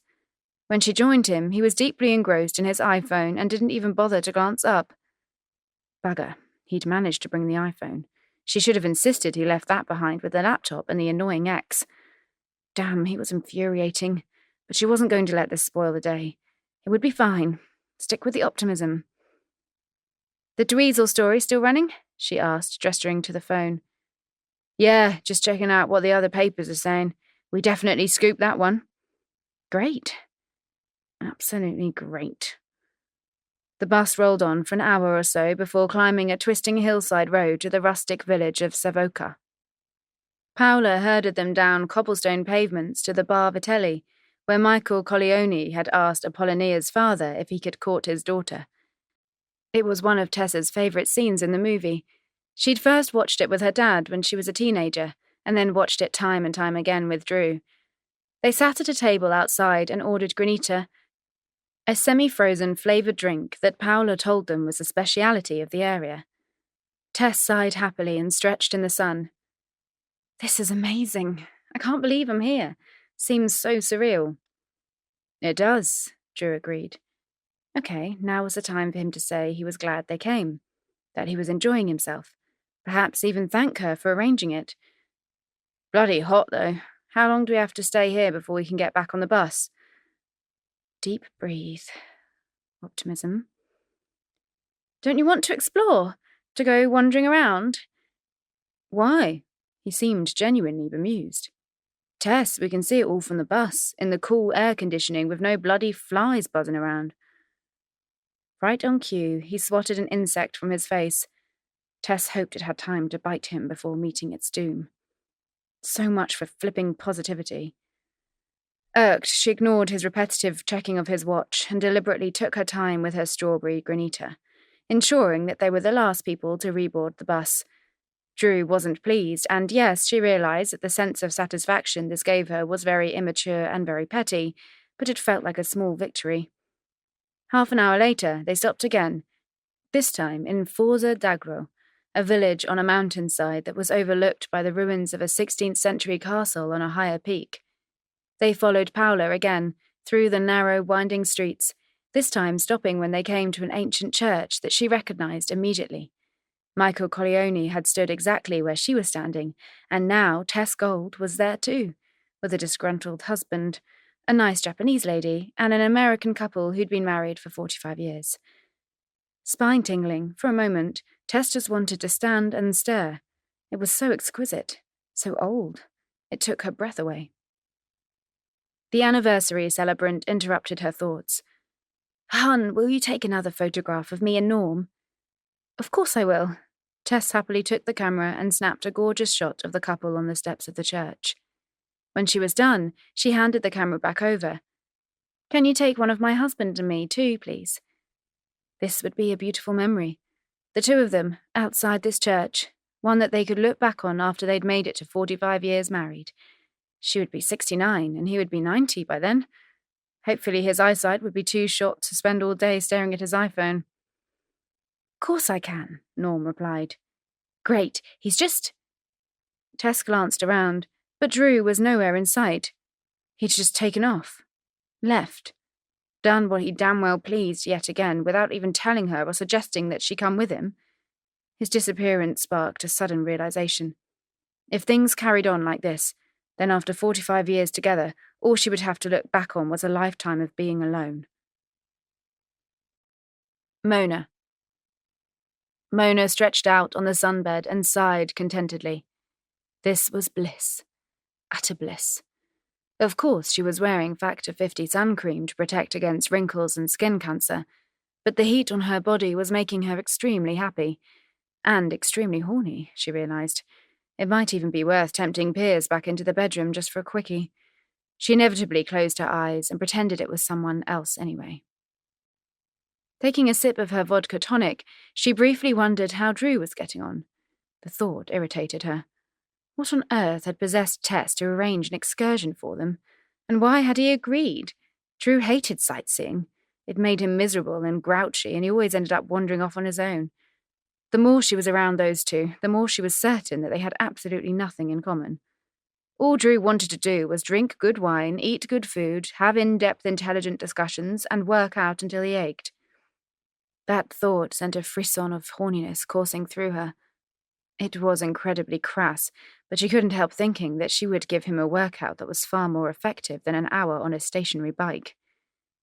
But, back to the point, other than her obvious enjoyment of a large meal, Tess had no interest in any of the things Drew enjoyed. Her inner monologue was interrupted when she felt herself chill and realised that Piers was standing above her, shading her from the heat of both the sun and her filthy thoughts.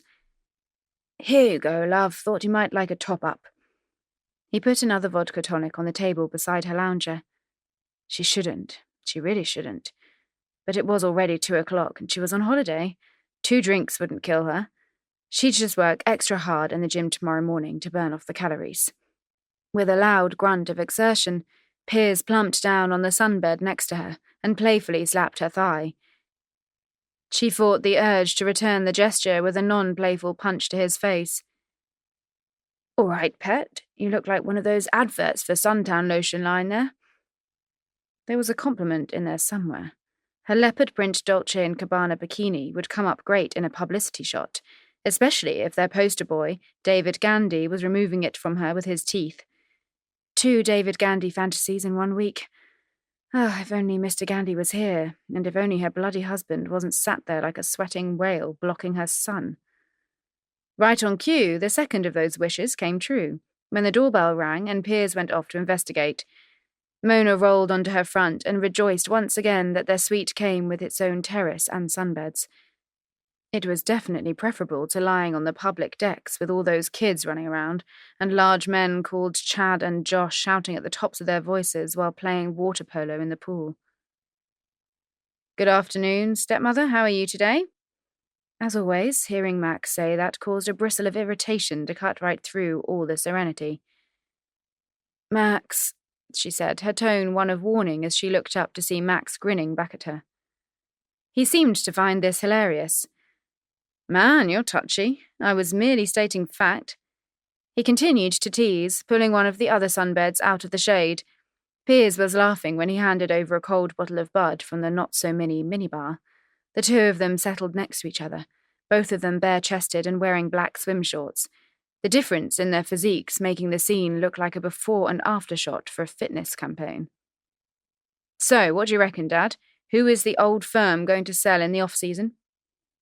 It was difficult to suppress the groan.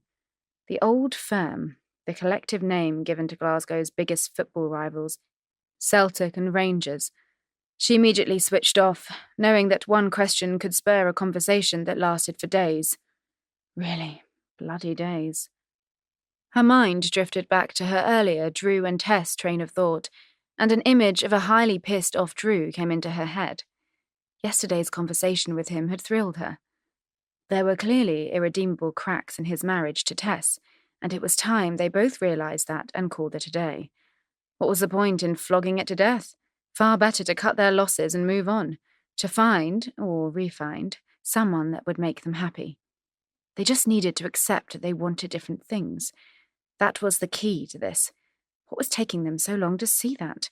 Let's speed it up, people, move it along. An idea began to form in her head, and she pondered it for the next few minutes, weighing it up and thinking through the logistics of it. It could work, she decided, or at least help things along a little. And she was nothing if not helpful, especially when it came to getting what she badly wanted. "Max, do you have any plans for tomorrow?" Her stepson shook his head. "Not yet. To be honest, I've lost track of where we're going to be." "Naples," she replied. Cool. Oh, bloody hell. Cool. Was that all he had to say? She'd been hoping he would at least pick that up and run with it a little. I once went to a stag night there. Hell of a night. Lasted for a week. Mona chose to ignore her husband's contribution. I was reading the excursion planner for tomorrow, and I noticed that they do boat trips to Sorrento, and there are all sorts of water sports involved. That's your kind of thing, isn't it? Max winced in jest. I don't know. Dad's jet ski nearly killed me.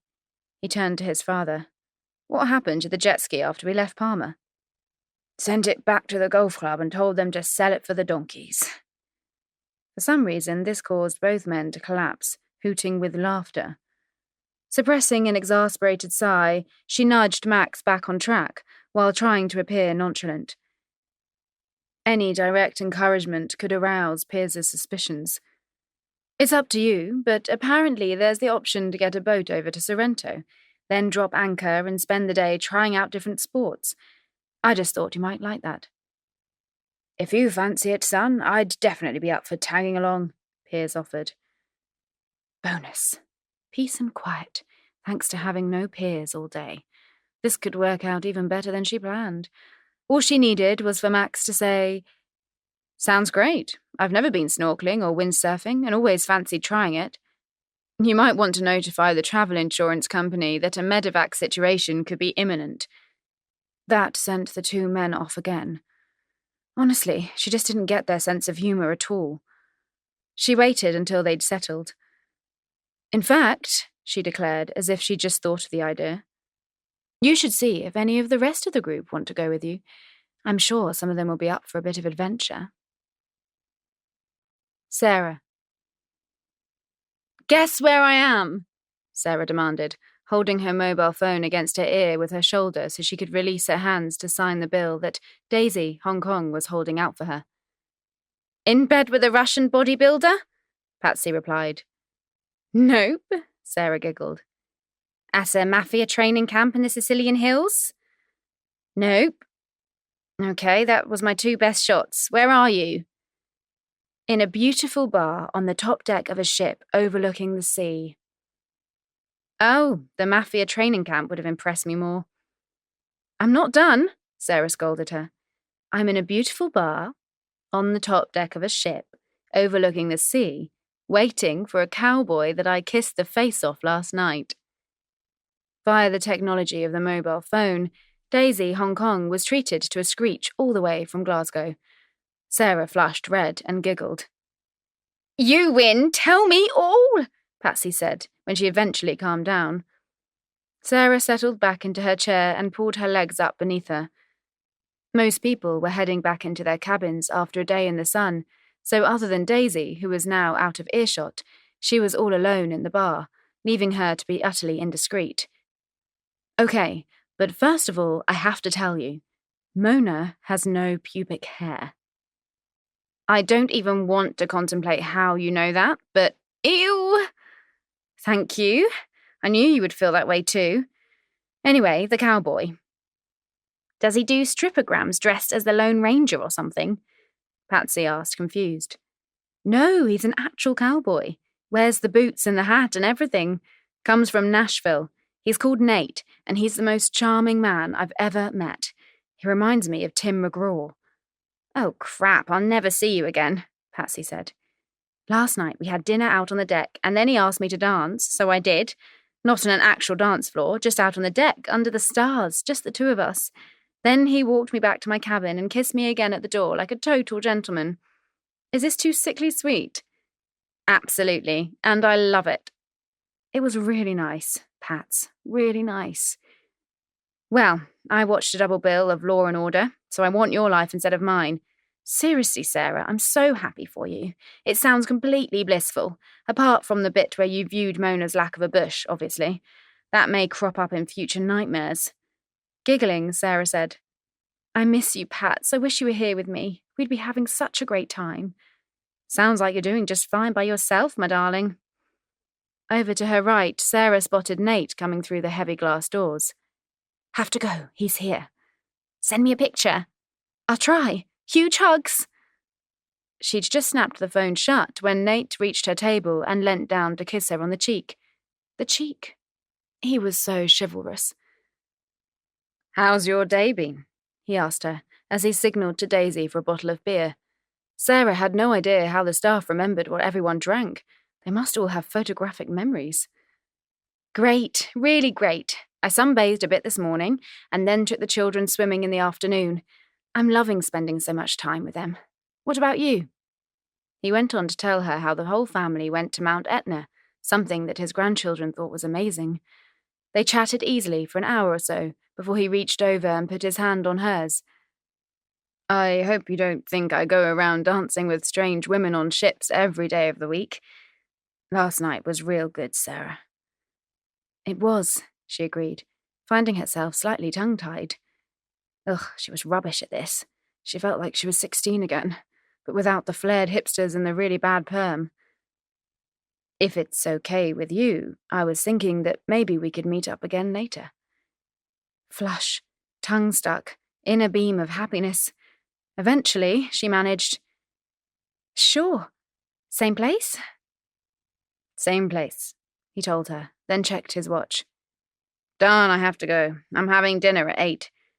"Is it 8 o'clock already? Oh, bollocks, I was supposed to meet the family 15 minutes ago." She jumped to her feet, and this time she took the initiative by leaning down and kissing him.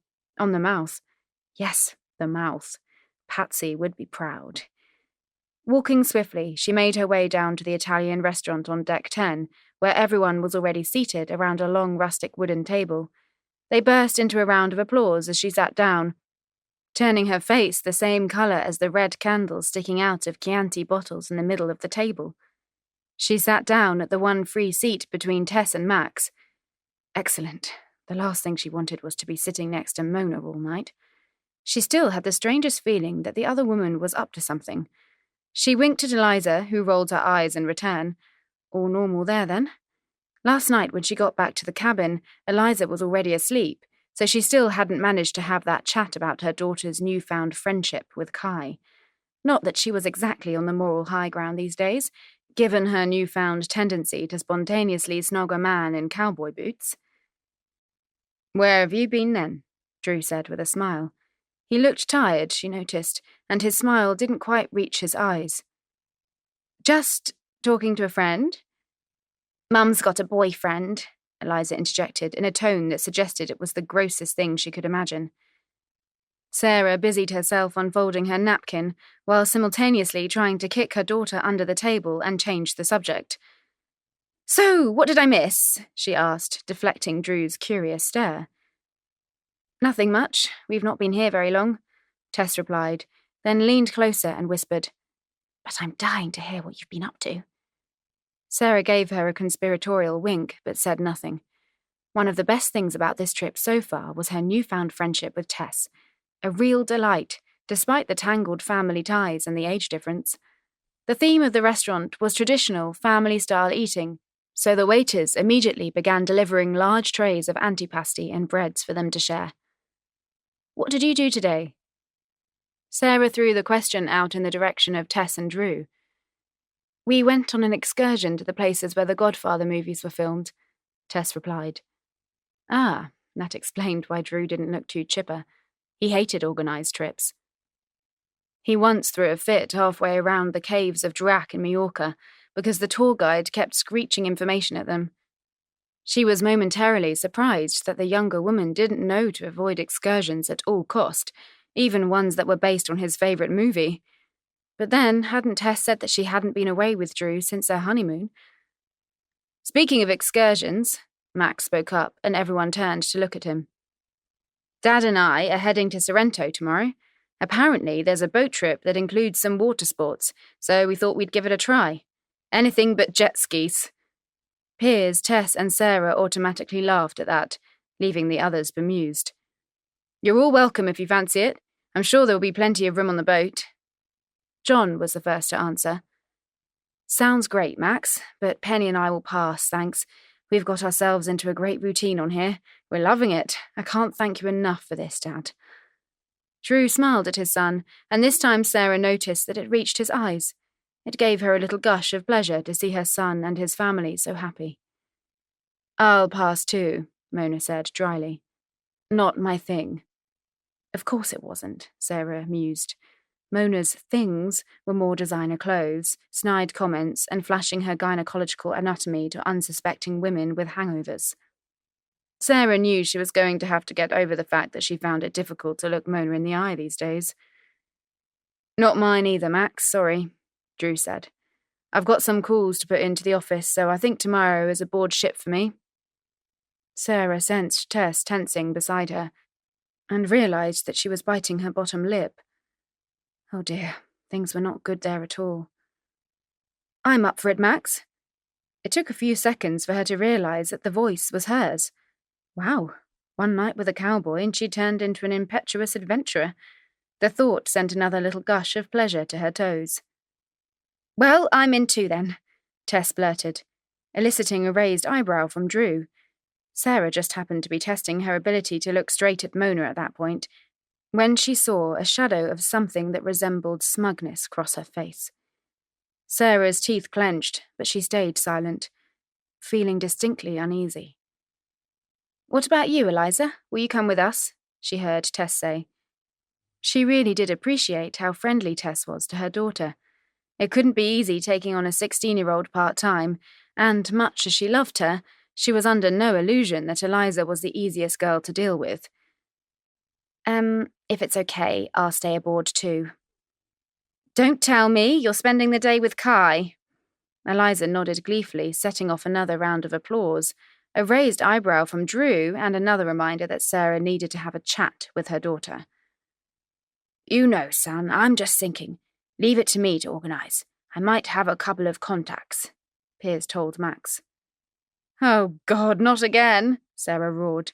Tess, brace yourself. Piers is in charge. I'll call my insurance company straight after dinner, the younger woman replied. Good on her for coming along and refusing to sit and wait for Drew to pay her some attention. Her response drew a chorus of hilarity from the table that filled the whole restaurant. Glancing at John, Penny, and Eliza, Sarah sighed with contentment. Her whole family was happy, and as she reached over for a chunk of garlic bread, she realised that she could honestly say that she was too. Chapter 12. Naples. Tess. Well, looks like it's going to be just the four of us again.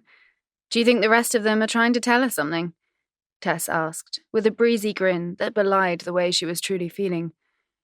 Drew had barely even spoken to her this morning, and she knew it was because she had decided to desert him, without even discussing it with him. One half of her was feeling bolshy and defiant. The other was feeling guilty at leaving him on his birthday cruise. Bugger it, he would only spend half the day on the phone to the office anyway. She was here now, so she may as well have a good time and deal with the fallout when she got back to the cabin. It wasn't every day that she got to cruise the Med, and while he might be content to sit on board, she wanted to make the most of it. She hadn't been sure how to dress today, so she'd covered all bases by going with shorts and a vest top, with her swimming costume underneath. The cozy had cost a tenner in Primark, and she wasn't sure that yellow was her colour, but hey, it wasn't as if she was trying to impress anyone, and it sure beat the sheep from their previous excursion. Is that our boat? She asked Piers as they walked along a jetty lined with an assortment of vessels, from fishing boats to the gleaming white yacht in front of them. About 20 feet long, it had a dark wood deck, white leather booth seats, and a large canopy structure on the front, surrounded by chrome railings. Tess was dumbstruck. Bloody hell, that looks like it's right out of Miami Vice, Sarah whispered. What's Miami Vice? Tess replied, causing Sarah to shake her head and mutter playfully, So young, what am I doing here with these toddlers? Senor Piers, a man on the boat waved to Piers, answering their question. Piers, how does he know you? Tess asked, despite realising that it was probably best that she didn't know the answer. The older man laughed. Decided not to bother with the official excursions and got my secretary to track down Leo here. He's an old acquaintance. Once had a stag night here with an Italian mate and ended up 10 miles out at sea on Leo's boat. It's a long story. Were there donkeys involved in that too? Sarah asked, cracking them all up. Piers and Max climbed on board and then helped the ladies in and introduced them to Leo, with much shaking of hands and salutations. "Beer in the cool box, Mr. Piers." She had never had aspirations to excessive wealth, but she had to admit that after hanging out with Piers for a few days, she could see that it definitely had its advantages. For the next half an hour, the boat whipped around the coastline, the breeze sending her hair flying behind her, leaving her breathless when they finally slowed down to approach the shore at Sorrento. Leo brought the boat to a standstill and then opened 2 cupboard doors right underneath where he was standing. "We have snorkels, water skis, and downstairs we also have a couple of windsurfing boards. You are welcome to everything. I will make lunch at 1 o'clock, but until then I will leave you to go for a sleep. My wife kept me up all night last night," he added with a wink, before heading down into the galley. Tess and Sarah looked at each other, then shrugged gleefully. "Swim?" "Race you," Max dared them, and suddenly there was a flurry of clothes as they all stripped to their swimwear. Max hit the water, followed by Piers, then Tess, then Sarah. "Not fair! I'm at a disadvantage," Sarah hollered. "At my age, arthritis sets in and everything takes a bit longer." They spent the next couple of hours diving out of the boat, climbing back in, floating on lilos, and just generally acting like they were 15 again. "Much as this is glorious, I'm going out to dry off," Tess announced. "My hands are turning to prunes." "Right, son, I'll race you to that boy over there." "You're on." The 2 men took off like torpedoes, remarkably keeping abreast of each other, despite the fact that Max's broad shoulders and lean physique should have left Piers's generous torso floundering in his wake. "They're like big kids, those 2, Sarah said, as she grabbed a towel and handed one to Tess. "I love it." "Me too." I can't believe that this time last week I was trying to come up with a new and original way to market doggy-do bags, and today I'm on a yacht in the middle of the Med. "I was making a tit cake," Sarah replied, making them both burst into a fit of giggles. Drying off as they walked, they moved to the front of the boat to lie on the bow. "I'll never be able to go back to a normal 2-week package holiday after this," Sarah said as they slapped on the sun cream and stretched out. They passed a few minutes watching Piers and Max in the distance, keeping an equal pace with each other as they swam. "Are you okay?" Sarah asked her eventually. "Sorry, tell me if it's none of my business, but you seemed a bit upset again last night." Tess shook her head. Now wasn't the time to burden Sarah with her woes again, not when they were having such a fabulous time. "I'm fine, Sarah, but thanks. And thanks for listening to me the other day. I'm sorry if I got a bit deep and melancholy." "No, not at all. Look, I know it's odd, but at least in a strange way I can understand what you're dealing with. I'm always here if you need some words of little wisdom." Tess returned the grin, and tempting as it was to share and get Sarah's input, she chided herself. Nope, she wasn't going to do this now. Today was about fun, not rehashing her woes and bringing everyone down. Before she could share this thought, Max jumped back on board first, beating his father and celebrating by shaking water all over them both. Piers followed, declaring that he let his son win, to hoots of derision from the rest of them. After an hour or so's rest, Max dug out the snorkels and they all took to the water again, until Leo called them back for lunch. They feasted on fresh crab salad, delicious slabs of lasagna, and thick bread seasoned with garlic. They were picking at the most mouth-watering fresh fruit salad when Tess yawned. "Oh, I could absolutely just go for a sleep now. All this doing nothing except enjoying myself is exhausting." She realised that the first part of that sentence was absolutely true. She was having fun. She wasn't worrying about Drew. There was no guilt about leaving him behind, and she hadn't thought about Cameron and his crazy notes all day. She was in the moment and planning on staying there. "What happened to windsurfing and water skiing?" Max teased her. "I've realised that I'm clearly not an action woman. Angelina Jolie can rest easy. I'm no competition." "I'm with you there," Sarah agreed. "I've hurt muscles I didn't know I had this week, and there was me thinking I was coming for serious lounging and shopping. Talking of which, Piers, would you mind if I asked Leo to drop me ashore for an hour? I've been buying the twins' t-shirts from all the places we've docked, and I'd love an excuse to wander around Sorrento for an hour. I've always wanted to go there." "Jesus, Sarah, you might not be an action chick, but if shopping was an Olympic event..." He winked and let the rest hang in the air. "Tell you what, I'll take you in the dinghy." Sarah almost choked on a strawberry. "You're going to row a dinghy?" He squinted towards the shore. "Doddle! What is it? 200 yards?" Leo nodded. "Approximately, yes." "Right, that's my workout for the day, then. Come on, love, and there had better be a cold beer at the other end for me. What about you, son? Tess, fancy coming along?" "Not me, Dad. Wouldn't want to put extra weight in the dinghy and have to take over the rowing when your old man body gives out." Tess loved the banter between these two. "And I'll pass too, thanks. There's a spot on that sun deck with my name on it. This is wonderful, Piers. Thank you." "My pleasure, love. Right, shopaholic, Sarah. Let's get going." They both changed back into their street clothes and set off, with Sarah squealing as the dinghy rocked from side to side. "If you drown me, Piers Delaney, I'll come back and haunt you." "Don't talk to the captain when he's concentrating on his seamanship," Piers retorted. Back on deck, Tess was in stitches. "Can I say something totally inappropriate and borderline bitchy?" "Absolutely," Max said as he rubbed sun cream on his reddening shoulders. "Your dad seems much happier when he's not with Mona." He shook his head. "I've noticed the same thing. There you go. I'm in the bitch club too. Think I'll let Leo's ridiculously big lunch settle before I tackle the windsurfing, and at the risk of sounding less than macho, I might just top up my tan." They were both still laughing when they climbed up on the sun deck and assumed chief sunbathing positions. As the sun beat down, competing with the glorious cooling breeze from the water, every single inch of Tess tingled with bliss. That's when she realised that Piers and Mona weren't the only ones who were much happier when their partner wasn't around. Mona.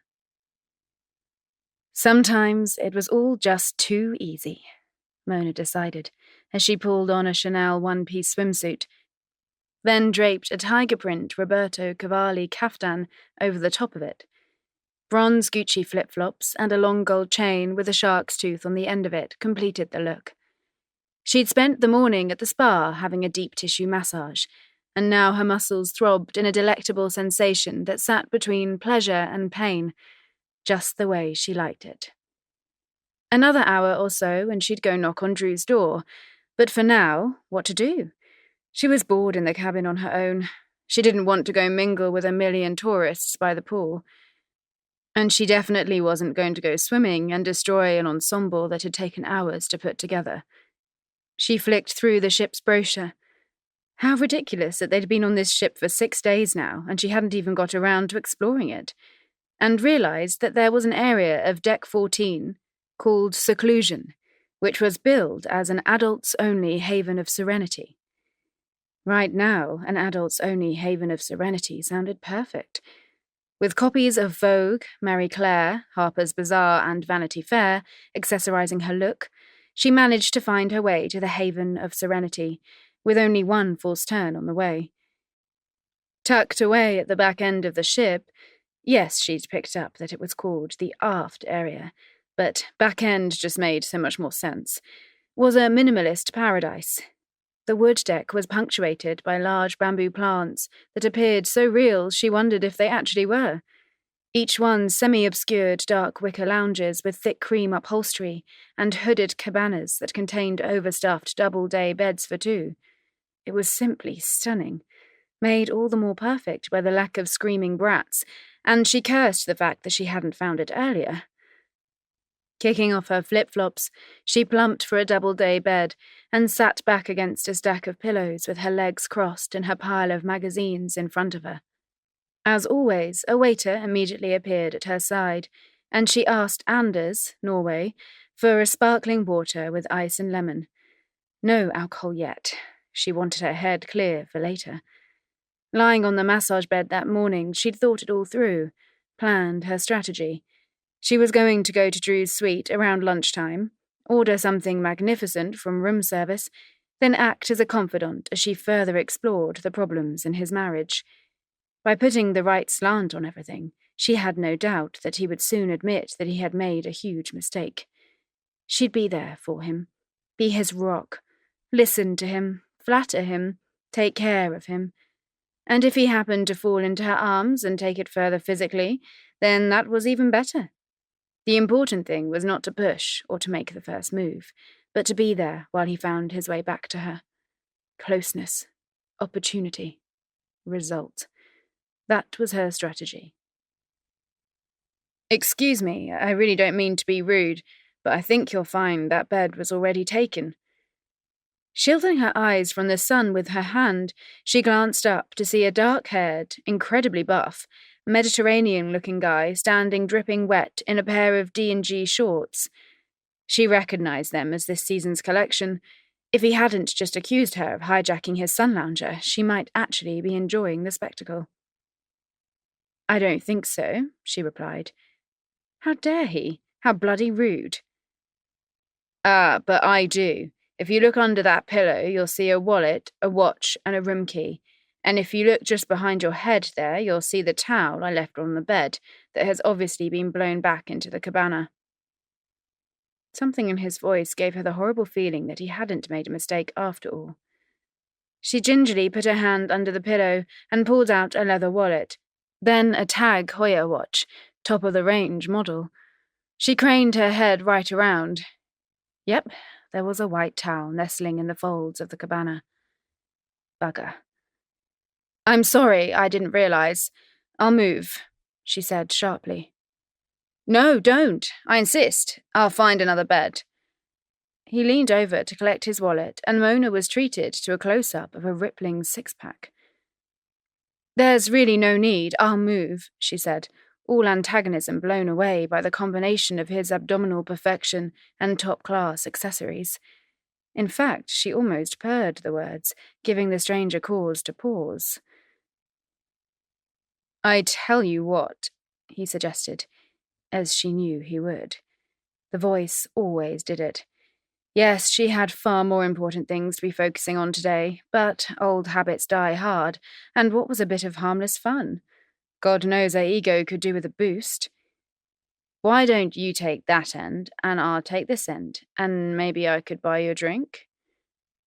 "I have a drink," she replied, holding up her glass.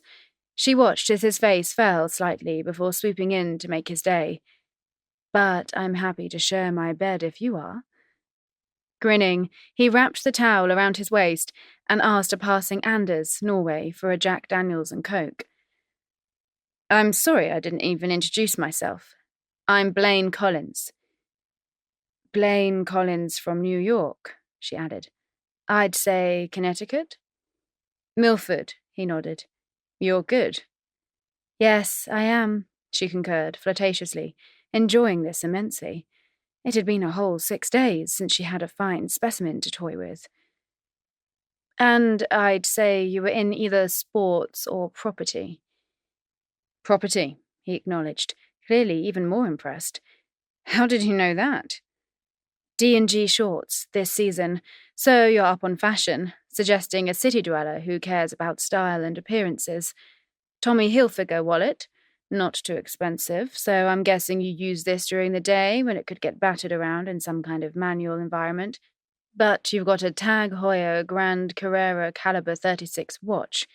Expensive, slick, but incredibly sturdy, suggesting that you don't sit behind a desk all day and need a watch that can handle a few knocks." "Shit, you're brilliant." "That's like the most impressive superpower ever." He sat down on the bed beside her, leaving a respectful distance. Friendly, but not presumptuous. She liked that. "At the risk of sounding really cheesy, why is a girl like you up here on your own?" "I was bored in my suite," she said, "so I thought I'd come join the real world. What about you?" "You mean you can't guess that?" She laughed. "Nope, there are limits to my superpowers." "I'm here with some buddies on a stag cruise. They've all gone into Naples, but man, I've had enough of the sightseeing stuff. Time for some sun and chilling. I'm more about taking it easy than taking in culture." He lost a couple of points for an answer that came straight out of the little book of naff flirting. He got them back when he smiled at her, and she realized just how gorgeous he was. Around 30, she guessed, a little old for her toy boy phase, but good-looking enough for her to make an exception. They indulged in seriously heavy, sexually suggestive flirting for the next hour. She was beginning to enjoy herself way too much, when her pragmatic side kicked in. Time to go. Things to do. Man to see. Reluctantly, she pushed herself up from the bed and announced that she had to leave. He was crestfallen. Sorry, prior engagement, but this has been fun. It has, he said, tracing a line down the inside of her forearm from the crevice of her elbow to her wrist, a motion that sent such a delectable tingle directly to every one of her erogenous zones, that she was almost tempted to toy with him a little longer and take things to their natural, energetic conclusion. It was good meeting you, Mona. And listen, any time you want to continue this discussion, I'm in suite 8210. Call by. The implication and invitation couldn't have been clearer if he'd written them on his abs with suntan cream. I might just do that, she told him. But not if things went her way in the next couple of hours. Her nerve endings were still tingling as she strutted off, making sure she did her best catwalk sway to give him plenty to look at as she left. Next stop, Drew's suite. She mentally worked out the best way to go, all the way along this deck, past the 2 adult pools and the kids' pool to the front of the ship, then down 2 floors. She decided to take the stairs instead of the elevator, because that would pump up the gluteus maximus and make her ass look even better. Mona! Mona, over here! She was almost at the elevator bank when she heard the voice. Penny. And there was John and the kids, too. Damn, she couldn't get away without speaking to them now.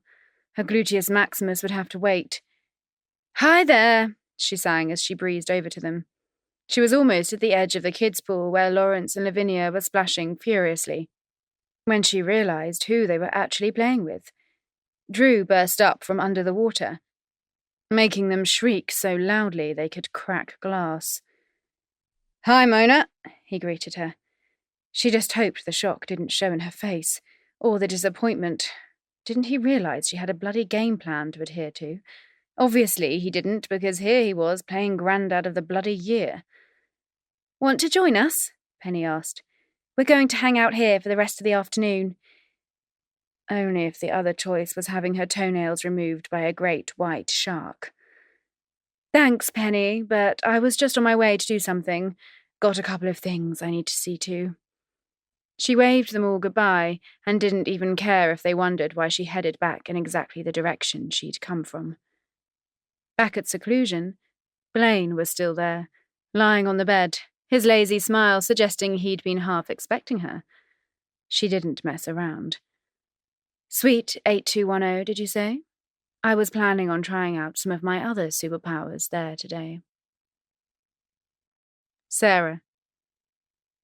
For years, Sarah had been reading novels that featured glorious scenes of romance and passion set against the intoxicating backdrop of Sorrento. And now that she was here, it was everything she had ever dreamt it would be. Cars and scooters whizzed around the winding streets. There were fruit trees branching out over cream walls that surrounded houses that looked like they'd been built hundreds of years ago.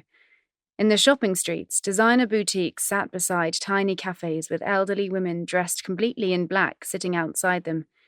She loved it. Absolutely loved it. And she loved the company, too. Piers had been a revelation. One of the main reasons that she'd had such a good time, and she'd grown incredibly fond of him. Now they teased each other like an old married couple as they wandered in and out of shops. She found gorgeous little T-shirts for Lawrence and Lavinia, and then couldn't resist the pull of a jewellery shop with a glass frontage and glistening white marble pillars outside. In the window was a silver-coloured chain with a simple emerald teardrop falling from it. Before she could stop herself, she was pushing the door open. It wouldn't do any harm to have a wee look. Didn't Patsy always say that window shopping was good for the soul? Not another bloody shop, Piers blustered good-naturedly. Oh, shut up and come on. You can buy something for Mona. It might straighten her face. Inside the cool, air-conditioned shop, a beautiful, graceful woman in her 40s, with the most incredible bone structure Sarah had ever seen, greeted them, and then nodded when Sarah asked to see the piece from the window. A few seconds later, she was staring at her reflection in an oval mirror, admiring the simple, elegant beauty of the necklace. It was breathtaking. Utterly breathtaking. She was scared to ask the price and burst the bubble, because she knew for sure that she couldn't afford it. "Can you tell me how much it is, please?" "Okay, get it over with. Go on, a girl can dream." 1,300 euros. The chain is white gold and the stone is emerald." 1,300 euros? Her brain repeated in a scandalized screech. That was a whole lot of tit cakes. She gently removed it from her neck and handed it back, with a grateful, "Thank you, I'll think about it." "Let me buy it for you," Piers said quietly. "What?" "Let me buy it for you," he repeated. "No, you already bought me that ring in Alghero." Back in that little shop where the owner had mistaken Piers for her husband, she'd been rifling in her purse for the money when Piers beat her to it. "It's the least a man can do for his wife," he'd beamed, sending them both into hysterics. "Sarah, that was 5 euros. It's made of tin." "I don't care, I love it," she argued. "You're not buying me this, that's ridiculous. Why would you do that?" The shop assistant had very discreetly backed away to allow them to argue in privacy. "Because I want to, and because you deserve it, okay?" he told her, getting more adamant with every word. "Why?" "Because." "Oh, very mature," she said bluntly. "Because if it wasn't for you and Max on this cruise, I'd have gone bloody crazy. I like you. You're amazing. I'm starting to miss you when you're not around, and I'm having really strong feelings for you. And I want to buy you the bloody necklace." The stunned silence lasted for what seemed like several minutes, before Sarah recovered her voice.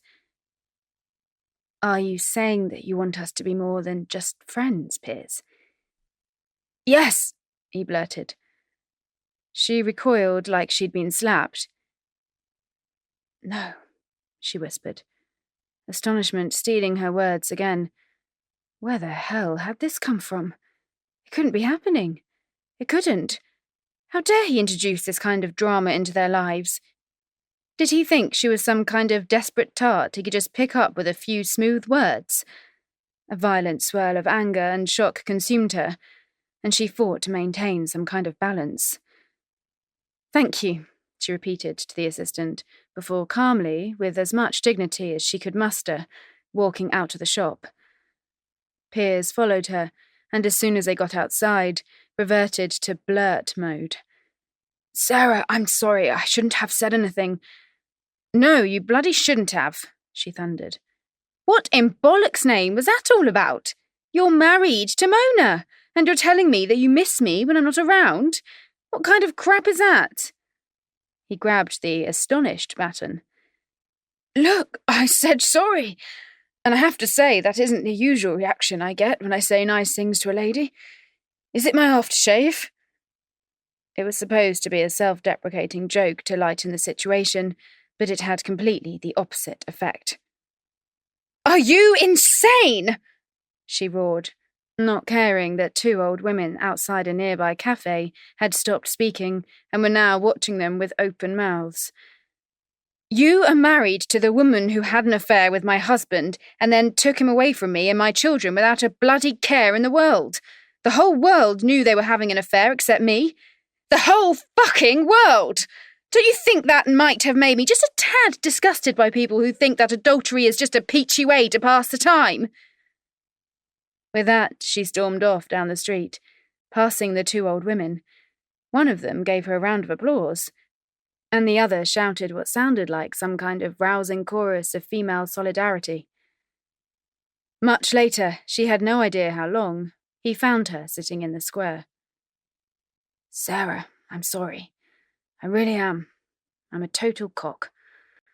I think I'm just so used to going for what I want in life that sometimes I overstep the mark. I meant what I said, though," he finished softly. She got up not even looking in his direction. She wasn't sure what upset her the most, the fact that he'd spoiled what she thought was a wonderful new friendship, or the fact that he'd spoiled Sorrento.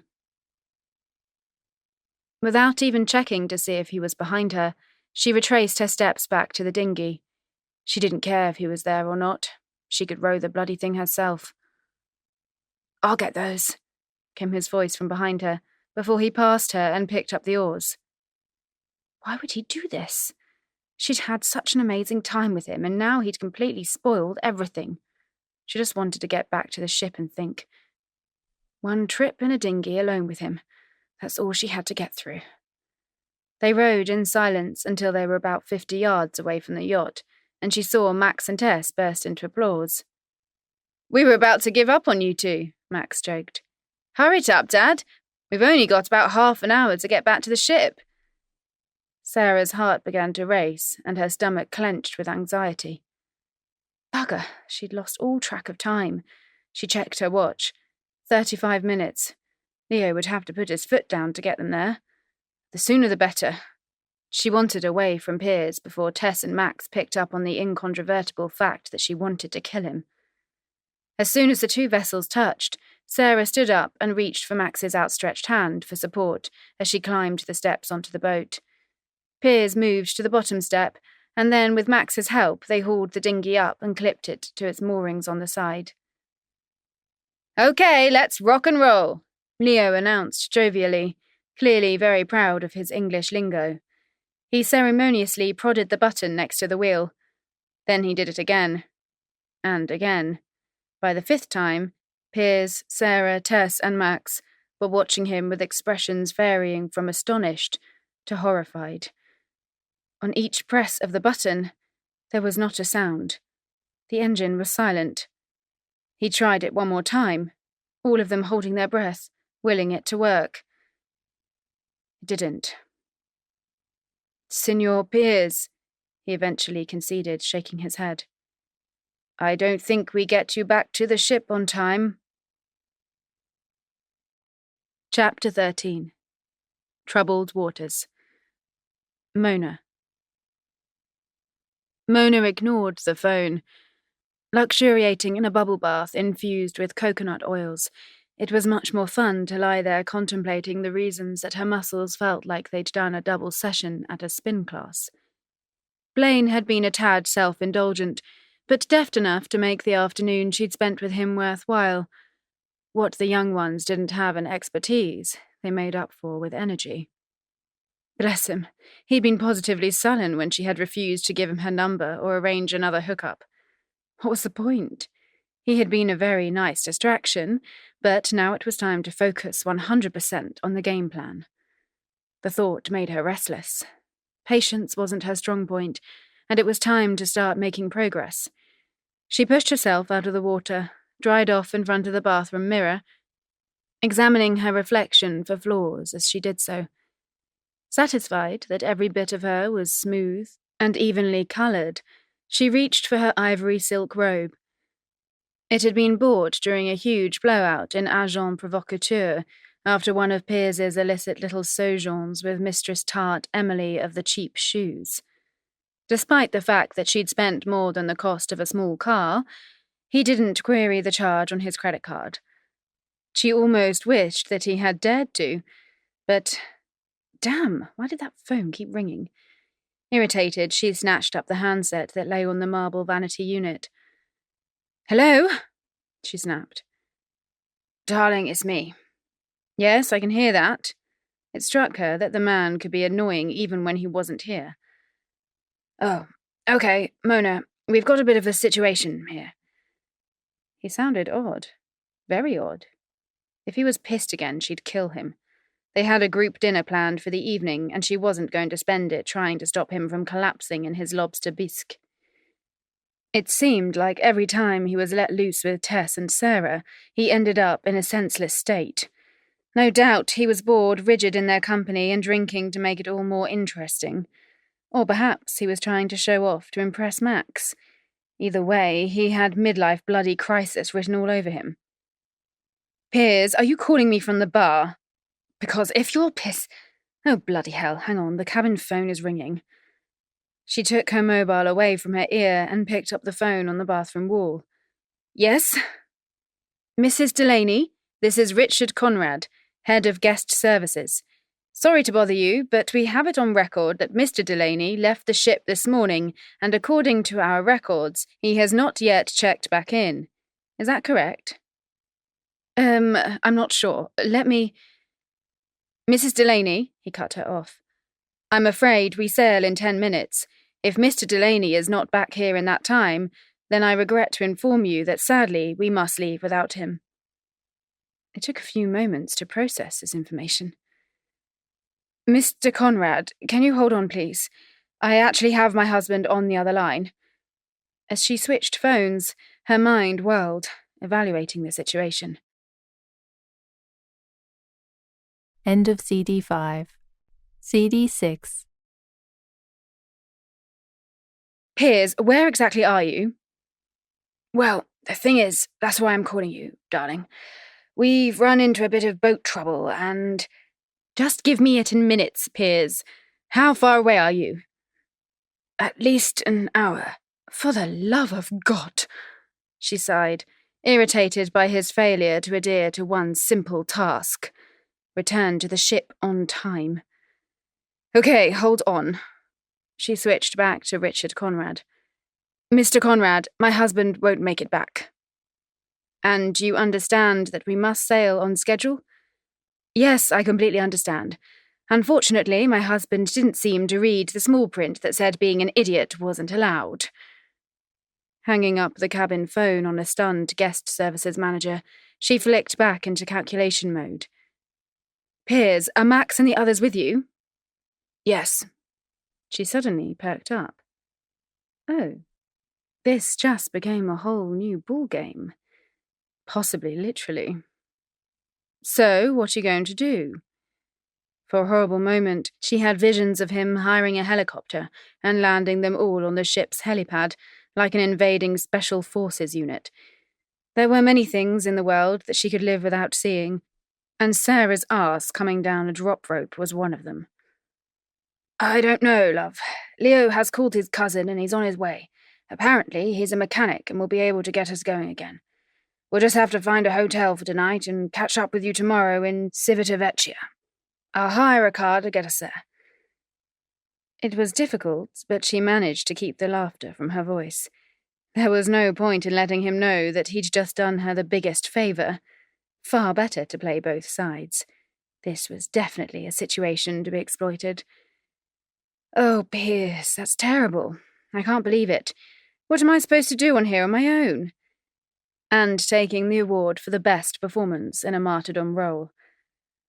Look, I'm so sorry, Mona. It's been a bugger of a day.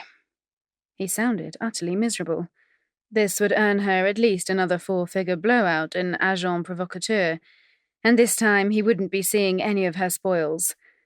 However, she sensed that it was time to throw him a bone of sympathy. No point in causing friction just yet. There would be plenty of that later. Don't worry, she said, pitching it somewhere between concern and understanding. Just find somewhere nice to stay tonight, and we'll see you tomorrow. Are the others okay? I hope you're taking care of them. Yes, absolutely, he replied, his voice thick with stress. No wonder. How uncomfortable must it be to be stranded with 2 virtual strangers? What would they talk about? Let's face it, Sarah and Tess weren't exactly stimulating conversationalists. Not that she cared. She was just happy that Tess was out of the picture for the night. Okay, darling. Call me in the morning and let me know what your plans are. I'll go organise things here and break the news to everyone. You take care, and I hope it's not too awful. The last line was said while sporting a veneer-flashing grin. Sorry again, Mona. Believe me, I wish this had never happened. But I'm so thrilled it did, Mona added in her head. It's fine. I'm sure we'll all muddle through. Talk to you in the morning, darling. Big kiss. Yes, they'll muddle through somehow, she thought, excitement rising. Oh, Piers, the fool. He would never know that he just helped her move one huge step forward. Drew, her, in the middle of the ocean. No partners. It was like all her wishes had just come true. Now all she had to do was motivate him to want the same thing. She once read an interview in which Joan Collins claimed it took her 20 minutes to apply a perfect mask of makeup. Mona had it down to 15.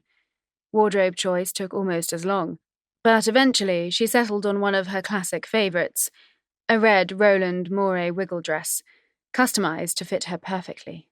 Sleeveless, with a zip from neck to hemline at the back, it clung to every single curve. If a dress could represent emotions, this one was definitely lust. She teamed it with nude Louboutin heels and, as a contrast to the formality of the outfit, left her hair to fall in raven waves from a side parting. The illusion of a 40s movie star had never been stronger. Walking, or rather strutting, to Drew's cabin, she mentally prepared herself. All week she'd been at his side, in work and in play, listening when he wanted to talk, proving that even now, years after their divorce, they still made an incredible team. It was time he realised it too. Sure, it would be messy. They had 2 marriages to break, and those other partners had to be considered, but they'd work it out. She would happily walk away from Piers with only what she'd taken into the marriage: her name, her own money, and her career. Add those things to a new life with Drew, and she would have everything she wanted. The perfect picture. It was time to get what she'd come on this trip for. At his door, she inhaled deeply and then rang the bell, a heady mix of excitement and nerves making her hand tremble. She heard the footsteps on the other side, then the click of the door handle, then the swooshing noise as it swung open, and there— "Hi, Mona!" "Eliza! Hi, how are you doing?" Bloody hell, what was it with these kids today? The buggers were everywhere, wrecking her intentions and foiling her plans. "Yeah, fine."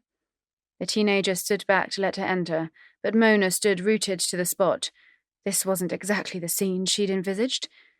Damn, her only hope was that the teenager was there on a flying visit en route to resuming stalking Kai from London. "Sweetheart, who is it?" Drew's voice got louder as he appeared behind his daughter. "Mona, hi, you coming in?"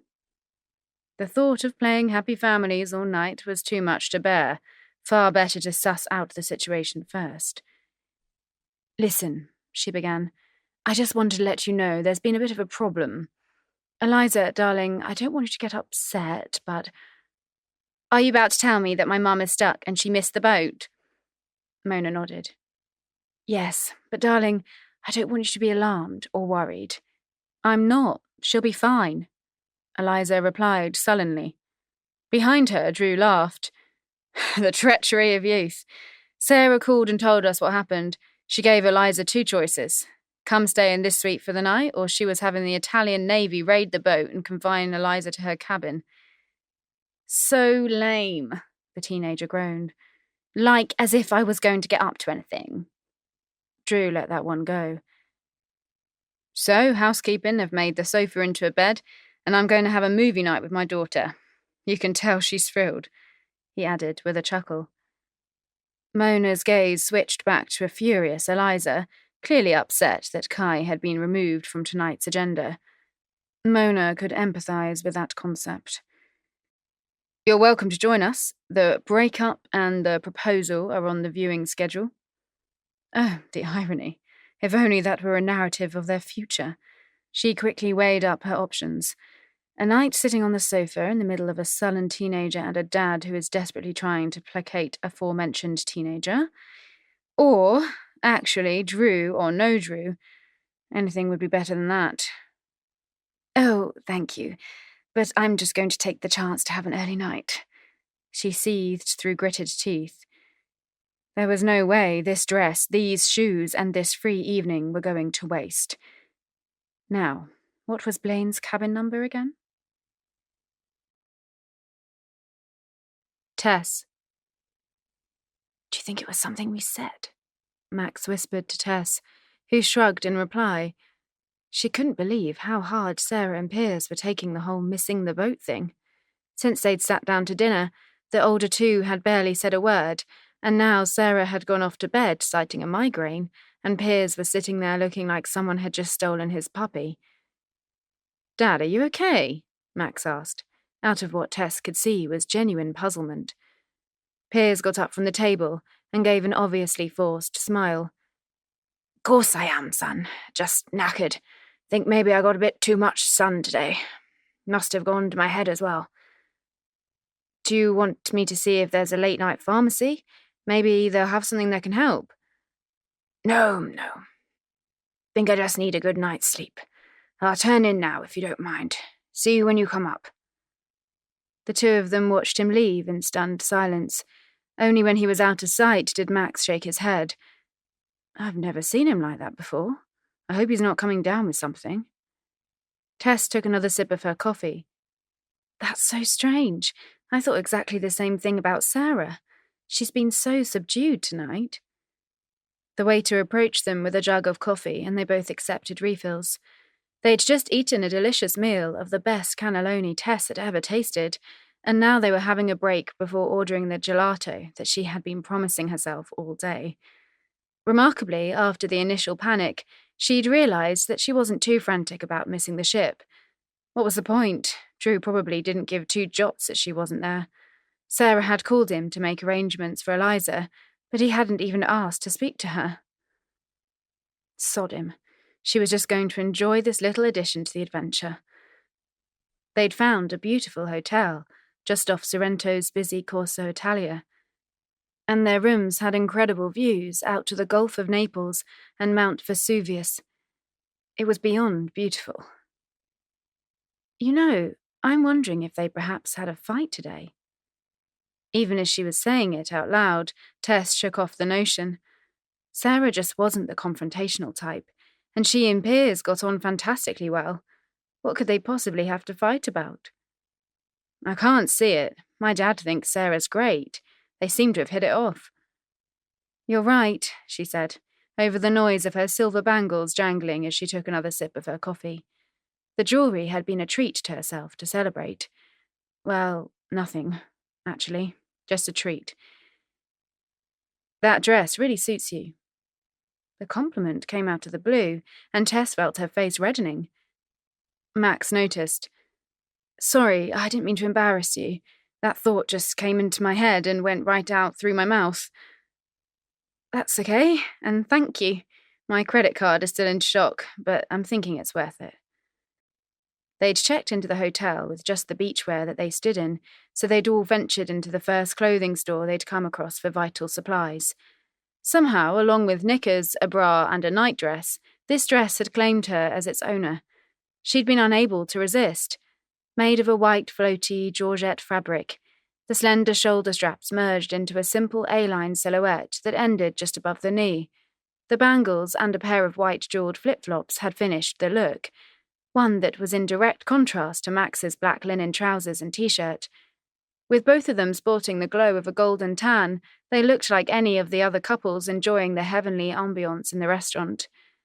She was actually surprised at how relaxed and comfortable she felt, given that she'd only met Max a week before. He clearly felt the same. "So, are you going to turn in too?" he asked, laughing. "Because I might just question my deodorant if you do." "Absolutely not. There's a gelato in the freezer that I'm planning on liberating." "Good. So, we can either talk trivial stuff about the holiday, or I can bore you with details of my every achievement going back to winning the prize for the best Victoria sponge in Primary 4, or you could keep the deal we made and tell me what's been bothering you for the last few days." Her smile faded a few degrees. She thought he'd have forgotten about that by now. "I mean, just if you want to," he added. "I know it's none of my business. Honestly, I can talk about my Victoria sponge for hours." All the tension was immediately diffused. It was impossible to feel uncomfortable around him, Tess decided. He had that easy, warm manner that definitely came from his dad's genes. She was about to reply when a guitarist started to play over by the door, some kind of intense flamenco-style piece. They watched for a few moments before turning back to the conversation. "You remind me of my friend Cameron," she told him, idly playing with a spoon on the table. It was surprisingly good to say his name. She'd tried to push the notes and his rendezvous plans to the back of her mind for the last couple of days, but talking about him again threw up so many mixed emotions. She missed him, she wanted to see him, but she was annoyed, pressured, and utterly confused about her feelings for him. He's the easiest person to talk to. Makes me laugh. When he's around, everything just seems brighter, you know? Easy. He calls himself my husband's stunt double because he's always filling in for him. How come that it always seemed funny in the past, but now it gave her a sense of overwhelming sadness? Maybe it was because it came with the unequivocal realization that she was longing to talk to him. She pushed her coffee away and returned to the last few drops from the glass of red wine she'd had with dinner. Please don't say anything to anyone, especially your dad or Mona, she continued. But I don't know, I think Drew and I have lost our way a bit. Everything seems to have got so... She struggled to find the right words. So complicated lately. And somehow I've gone from being 100% sure of everything to realizing that I know nothing at all. Does that make sense? Sure, marriage is hard, Max said softly. I wish it came with a rulebook and a CD instruction manual. Life would be easier. And an express repair service if it's faulty. I want one of those, she said. Anyway, enough about my woes. Poor Sarah has had to listen to me for the last couple of days, and now you. You'll all be avoiding me or chipping in for a therapist. I wouldn't blame you. He topped up both their glasses from the carafe in the middle of the table, and she nodded in thanks. It was impossible to be unhappy here. Really, what was the point? Enough of the maudlin stuff. Optimism. Positivity. It would all work out. She shook off the heaviness and flipped back to a happier note. One of the nicest things about being on this trip has been spending time with Sarah. We've met on loads of occasions over the last few years, but never spent any time together alone. I had no idea how funny she is, or how kind. My dad and I were just saying last night how alike you two were. The statement surprised her. Really? Yeah, I can't believe you don't see it. Obviously, you're many years apart in age, but you actually kind of resemble each other, and you've both got that same... I don't know how to put it. He thought for a moment before deciding, you're both just easy to be around. I like that. My ego just crawled off its knees for the first time this week.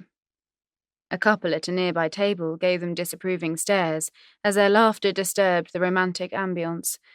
She felt like pointing out that there was a bloke making a bloody racket on a guitar in the corner, hardly the stuff of hearts and roses. A conversation from a few days ago came back into her mind. Why didn't your wife come with you on the trip? We're separated. Not my choice. I asked her to come back before I came here, but she didn't. I take it that's why your dad isn't a fan, she mused. I can't imagine that Piers would dislike her without reason. It's a long story. Max drank some more of his red wine. She decided that in the light of the table candle he looked incredibly handsome. Attractive and sweet. His wife must be crazy to walk away from him. It was difficult to imagine him ever being cruel or dismissive or neglectful. She suddenly realized that she was comparing him to Drew. She mentally chided herself. This was ridiculous. She'd be sussing out the waiter's dedication to his job next. Wondering whether the chef had phoned his wife today to tell her that he loves her. God, what we like, she laughed, then gestured around the restaurant. This place is full of couples all staring into each other's eyes, and then there's us two saddos without a decent relationship between us. No wonder we drink. She raised her glass in a toast. To us, the romantically bloody hopeless. The bloody hopeless, he repeated with a clink. May we one day get the hang of it. Sarah. Sarah looked at the drop below the window and said a silent prayer that she wouldn't land on the ground with a splat. She'd paced back and forth across the room with her phone held up in the air, trying to get a signal. But no, the only place that one little bar appeared on her phone screen was on a corner of the balcony, and even then only if she stood on a chair. She just hoped no one down below spotted her and thought she was on the brink of ending it all.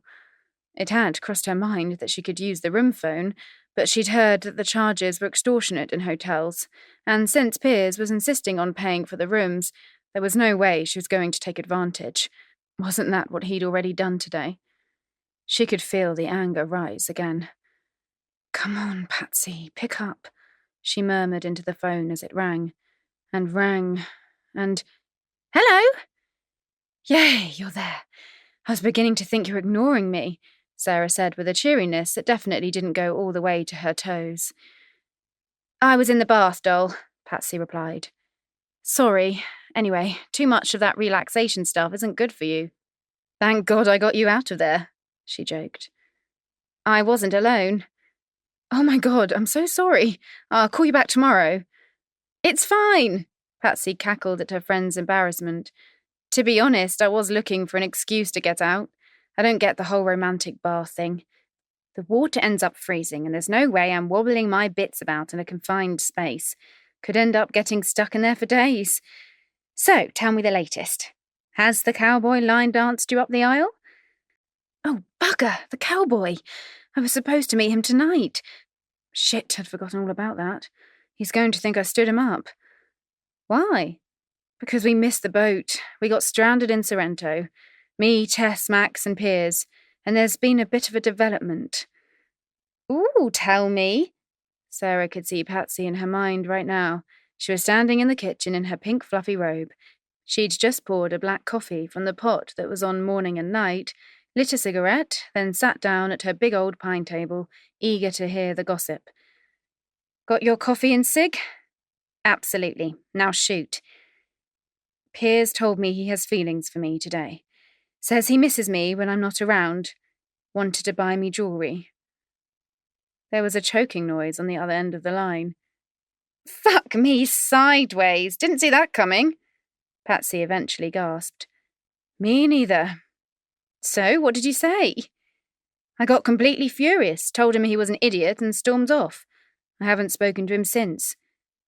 "But did you take the jewellery? You should have. Never say no to anything that can be returned for cash." "Patsy, that is not the bloody point here," Sarah demanded, exasperated. You're right, sorry. Focus. So, let me get this. Your ex-husband's ex-wife's husband has hit on you.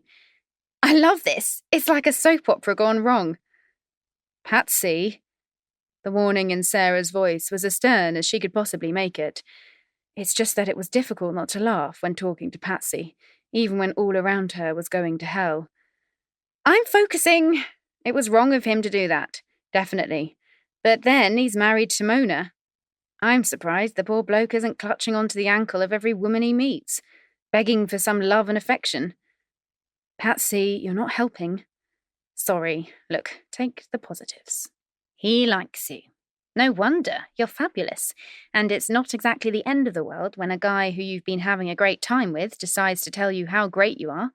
Just let it be. Stay friends, don't get mad, and if Mona ever finds out and comes after you, don't worry, I reckon I can take her." As Sarah smiled with amused exasperation, she heard a knock at the door. The surprise almost made her topple off her chair. "Patsy, there's someone at the door. I have to go." "Bugger, my heart's racing. It'd better be Tess, not Piers." "Keep me on the line, I want to listen," Patsy screeched. "No, my battery's about to..." The phone went dead. Sarah could just picture Patsy lighting up another cig while muttering in outrage at having her fun spoiled. Crossing the room, her stomach was fizzing with anxiety. Please make it be Tess. Tess. Or maybe even Max. But no one who came with drama or silly bloody notions. This was exactly why she was better off happily pottering away in her kitchen with a bowl of cake mix, not having to deal with the complications of relationships. When she swung open the door, deep down she already knew who would be standing there. "I'm sorry." She didn't know how to reply. He looked so thoroughly miserable that her first instinct was to give him a hug and make him a cup of tea. "I shouldn't have said what I said earlier. I got carried away and blurted it out, and it was stupid. Trust me, it wasn't something I planned." She sighed as she leaned against the doorway. "And I probably overreacted," she admitted. "It's not the kind of thing that happens to me every day. Well, it should, he said simply. Piers, don't. This is so many different levels of wrong.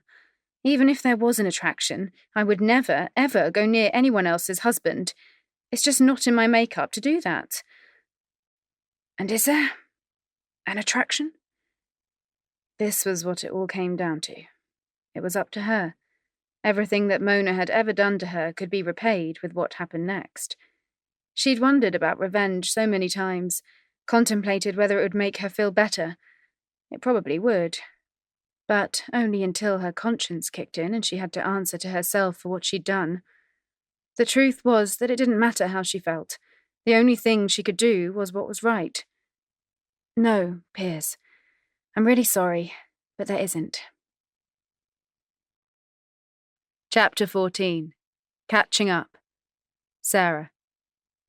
Sarah was relieved that most of the journey to Civitavecchia passed in small talk and silence, and even then it was Tess and Max who were doing most of the chattering.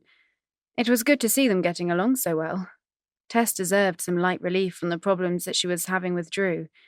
What a bloody fool he was.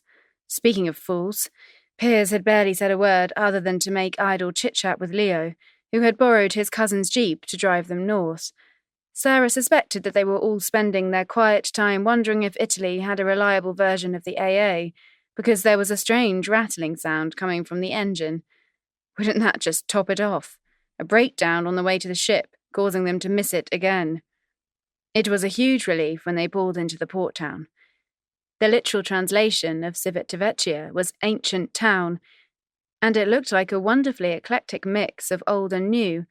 Normally Sarah would be dying to stop off and have a wander around, but for now it was probably best just to get back to the ship.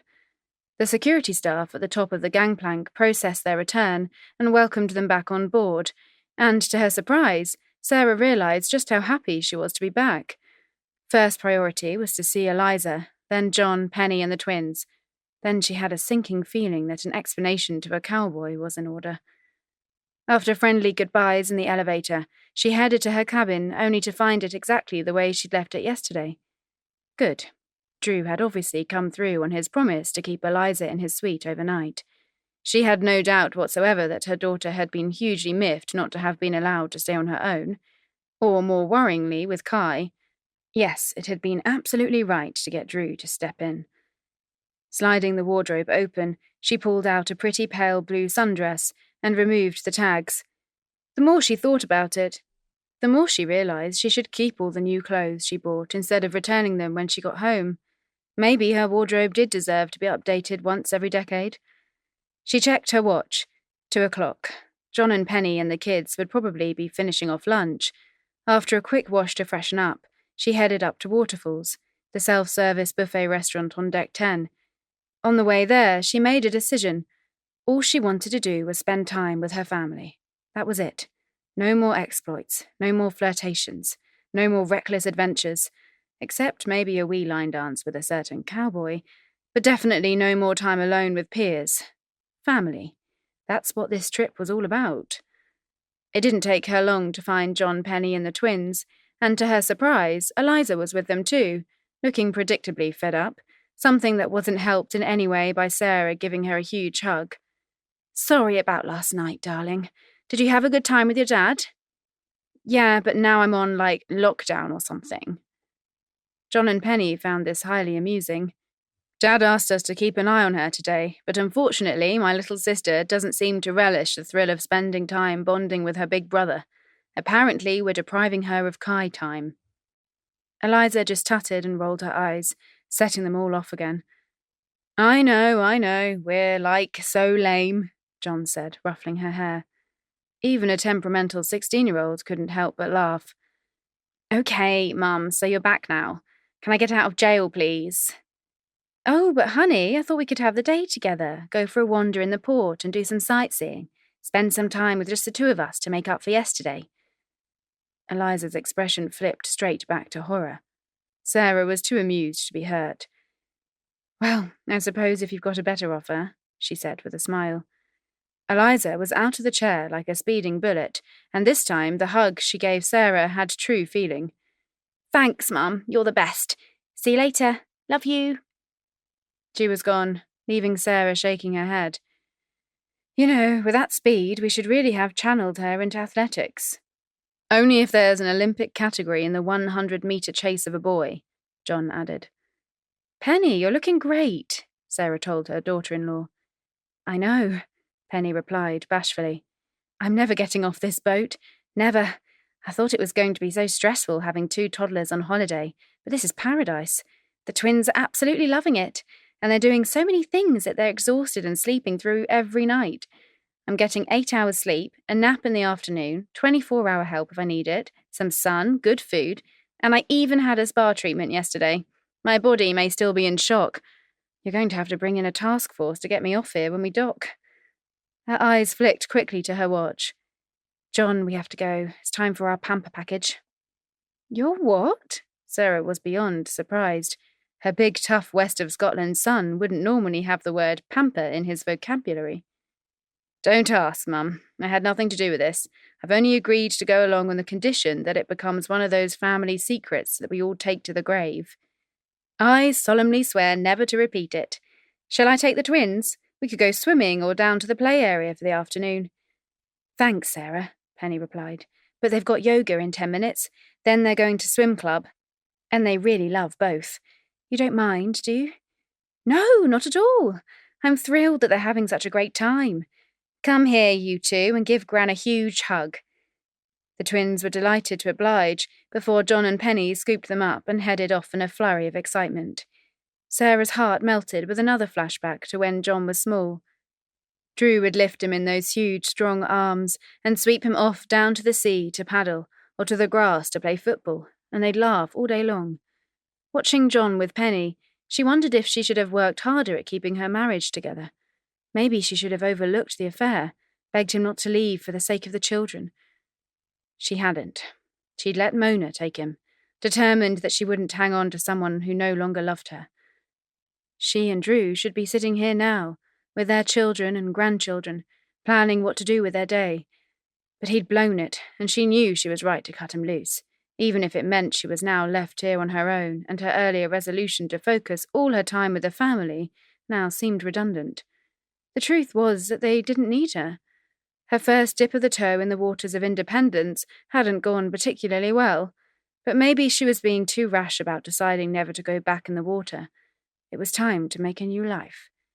A figure over at the dessert stand stopped, turned, and caught her gaze, a flicker of uncertainty crossing his face. Sarah stood up and made towards him. Perhaps it was time to put both feet in the pool and be damned. Tess. Tessa's lip was red raw by the time the elevator opened on deck 12.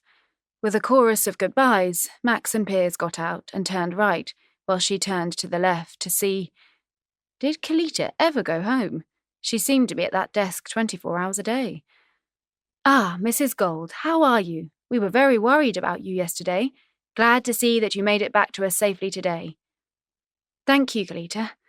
Please don't say anything else. Nothing. Just let me go in peace. Mrs. Gold, I also have another letter for you. Would you like to take it now? No, absolutely not. Yes, of course, Kalita. Thank you. She took the white envelope and headed through into the corridor, letting it sear the inside of her hand. Why couldn't she just ignore it? She shouldn't even open it. She should just toss it away. This was all complicated enough. No doubt Drew was furious with her for missing the ship yesterday, and she was going to have to do some serious making up. Maybe it would be good to have a row. Perhaps that would clear the air and they could find some way to hash out the problems and sort this out. Or maybe she was kidding herself on. The last couple of days with Piers and Max had really given her some breathing space, and she'd enjoyed it. In fact, it had been a real treat last night having dinner and not wondering if the man across from you would get a call any minute, then dash off into the night to chase some story, leaving you to nurse a glass of wine and pay the bill. It had been a real novelty, sitting relaxing for hours, swaying from serious subjects to light-hearted nonsense. She'd almost told Max about the letters. Almost. But it hadn't felt right to tell him when her own husband knew nothing about them, and she was still so undecided about how she felt about them or the guy who was sending them. Stuffing the letter in the bag, she decided that she'd read it later. The most important thing now was to check in with Drew and sort out the rest of the day. It was probably wishful thinking, but perhaps they could go lie by the pool, or maybe even have a late lunch and go explore some of the areas of the ship that they hadn't been to yet. The cabin door clicked as she slipped her key in the lock, and she exhaled, then forced on a sunny expression. "Darling, I'm home," she shouted, to deafening silence. No doubt he was out on that balcony again, hunched over the laptop as usual. At this rate, the only way he'd have a souvenir from his trip that really meant something to him would be if he took home that chair from the balcony. Nope, not there either. She searched upstairs. In the bathroom, nothing. He must have gone up for lunch with Eliza and John, perhaps taken the twins swimming, or, God forbid, maybe he was just lying out somewhere relaxing and switching off from the rest of the world. A quick change and she'd go find him, but first she needed a drink. The note was lying on top of the fridge, a scrawled few words on the ship's stationery. It took her a minute to decipher his scrawl, and then she read it again, sure she must have been mistaken. But no. Gone to Rome. Be back by nightfall. If we don't miss the boat. Drew, kiss. Her first thought was to wonder if the last part of the sentence was a gentle joke or a nasty dig. How sad was it that she really wasn't sure? Did she know her husband at all? Her second thought was one of surprise. It was now a well-established fact that he hated sightseeing. Thought number 3 was disappointment that he'd gone to Rome without her. It was only when she got to thought number 4 that her nerve endings began to bristle. He'd written we. She doubted very much that John and Penny would make the long trip into Rome with the twins, and they wouldn't leave them for a whole day. She couldn't see Eliza being prized away from the boy she was seeing. So that left... Ugh, bloody Mona. That woman was everywhere, and meanwhile she and Drew were the proverbial ships passing in the day and night. Furious, she swapped her bottle of water for a beer, and then plumped down on the couch, where she spent the next 10 minutes running through every insulting name she could think of for both of them. She was up to bastarding fucknuggets when she remembered the letter in her bag. Gingerly, she opened it and almost melted as she read, "Missing you. No one to share my donuts with. Meet me in Monaco. I'll bring the ones with sprinkles. See, kiss kiss." Her conflicting emotions went to war, beating the crap out of each other. She missed him. He was pressurizing her. She loved her husband. She hated her husband. She would meet Cameron. She wouldn't meet him. She wanted off this boat. This was the most wonderful place on earth. She hated Mona. No, there was no opposition to that one, until she slumped into a torpor of numbness. When the phone rang, she decided it was probably a bad idea to answer. If it was Drew, she couldn't trust herself not to blurt out, "Fucketing traitors." It would probably be a good idea to spend some time developing her swearing skills. On the other hand, it might be Sarah looking for company, and she could do with that right about now. She picked up the handset. "Hey, Tess, it's Piers. Can you believe those two have buggered off? I reckon we're definitely in the bad books, love." "Yep, I expect to see our faces on wanted posters all over the ship," she replied, trying not to sound bitter. So Mona was with Drew. She was right, but that thought gave her no satisfaction at all. An uncharacteristic wave of fury engulfed her, and it took every ounce of self-discipline not to blurt out a random profanity. Thankfully, Piers didn't notice as he went on. "Yeah, well, I suppose we deserve it after last night." Tess didn't comment.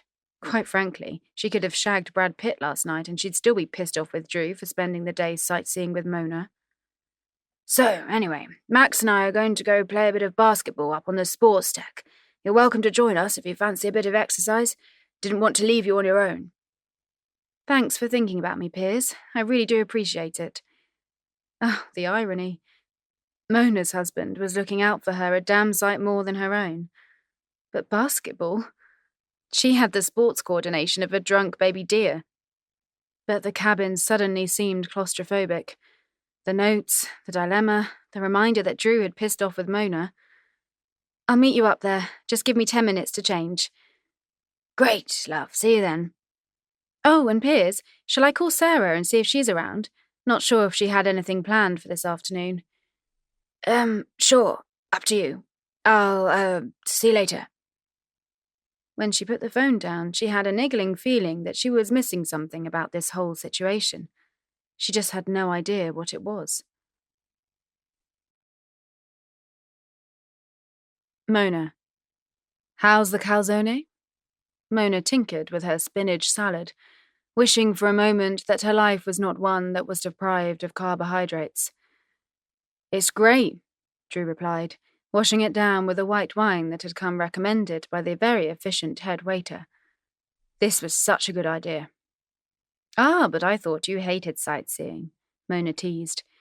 There's sightseeing and then there's this. I'm not sure the two variations of tourism are in any way related. Mona kept a lid on her jubilation as she held her glass up in a toast. To doing Rome this way. Drew's eyes crinkled as he returned the gesture.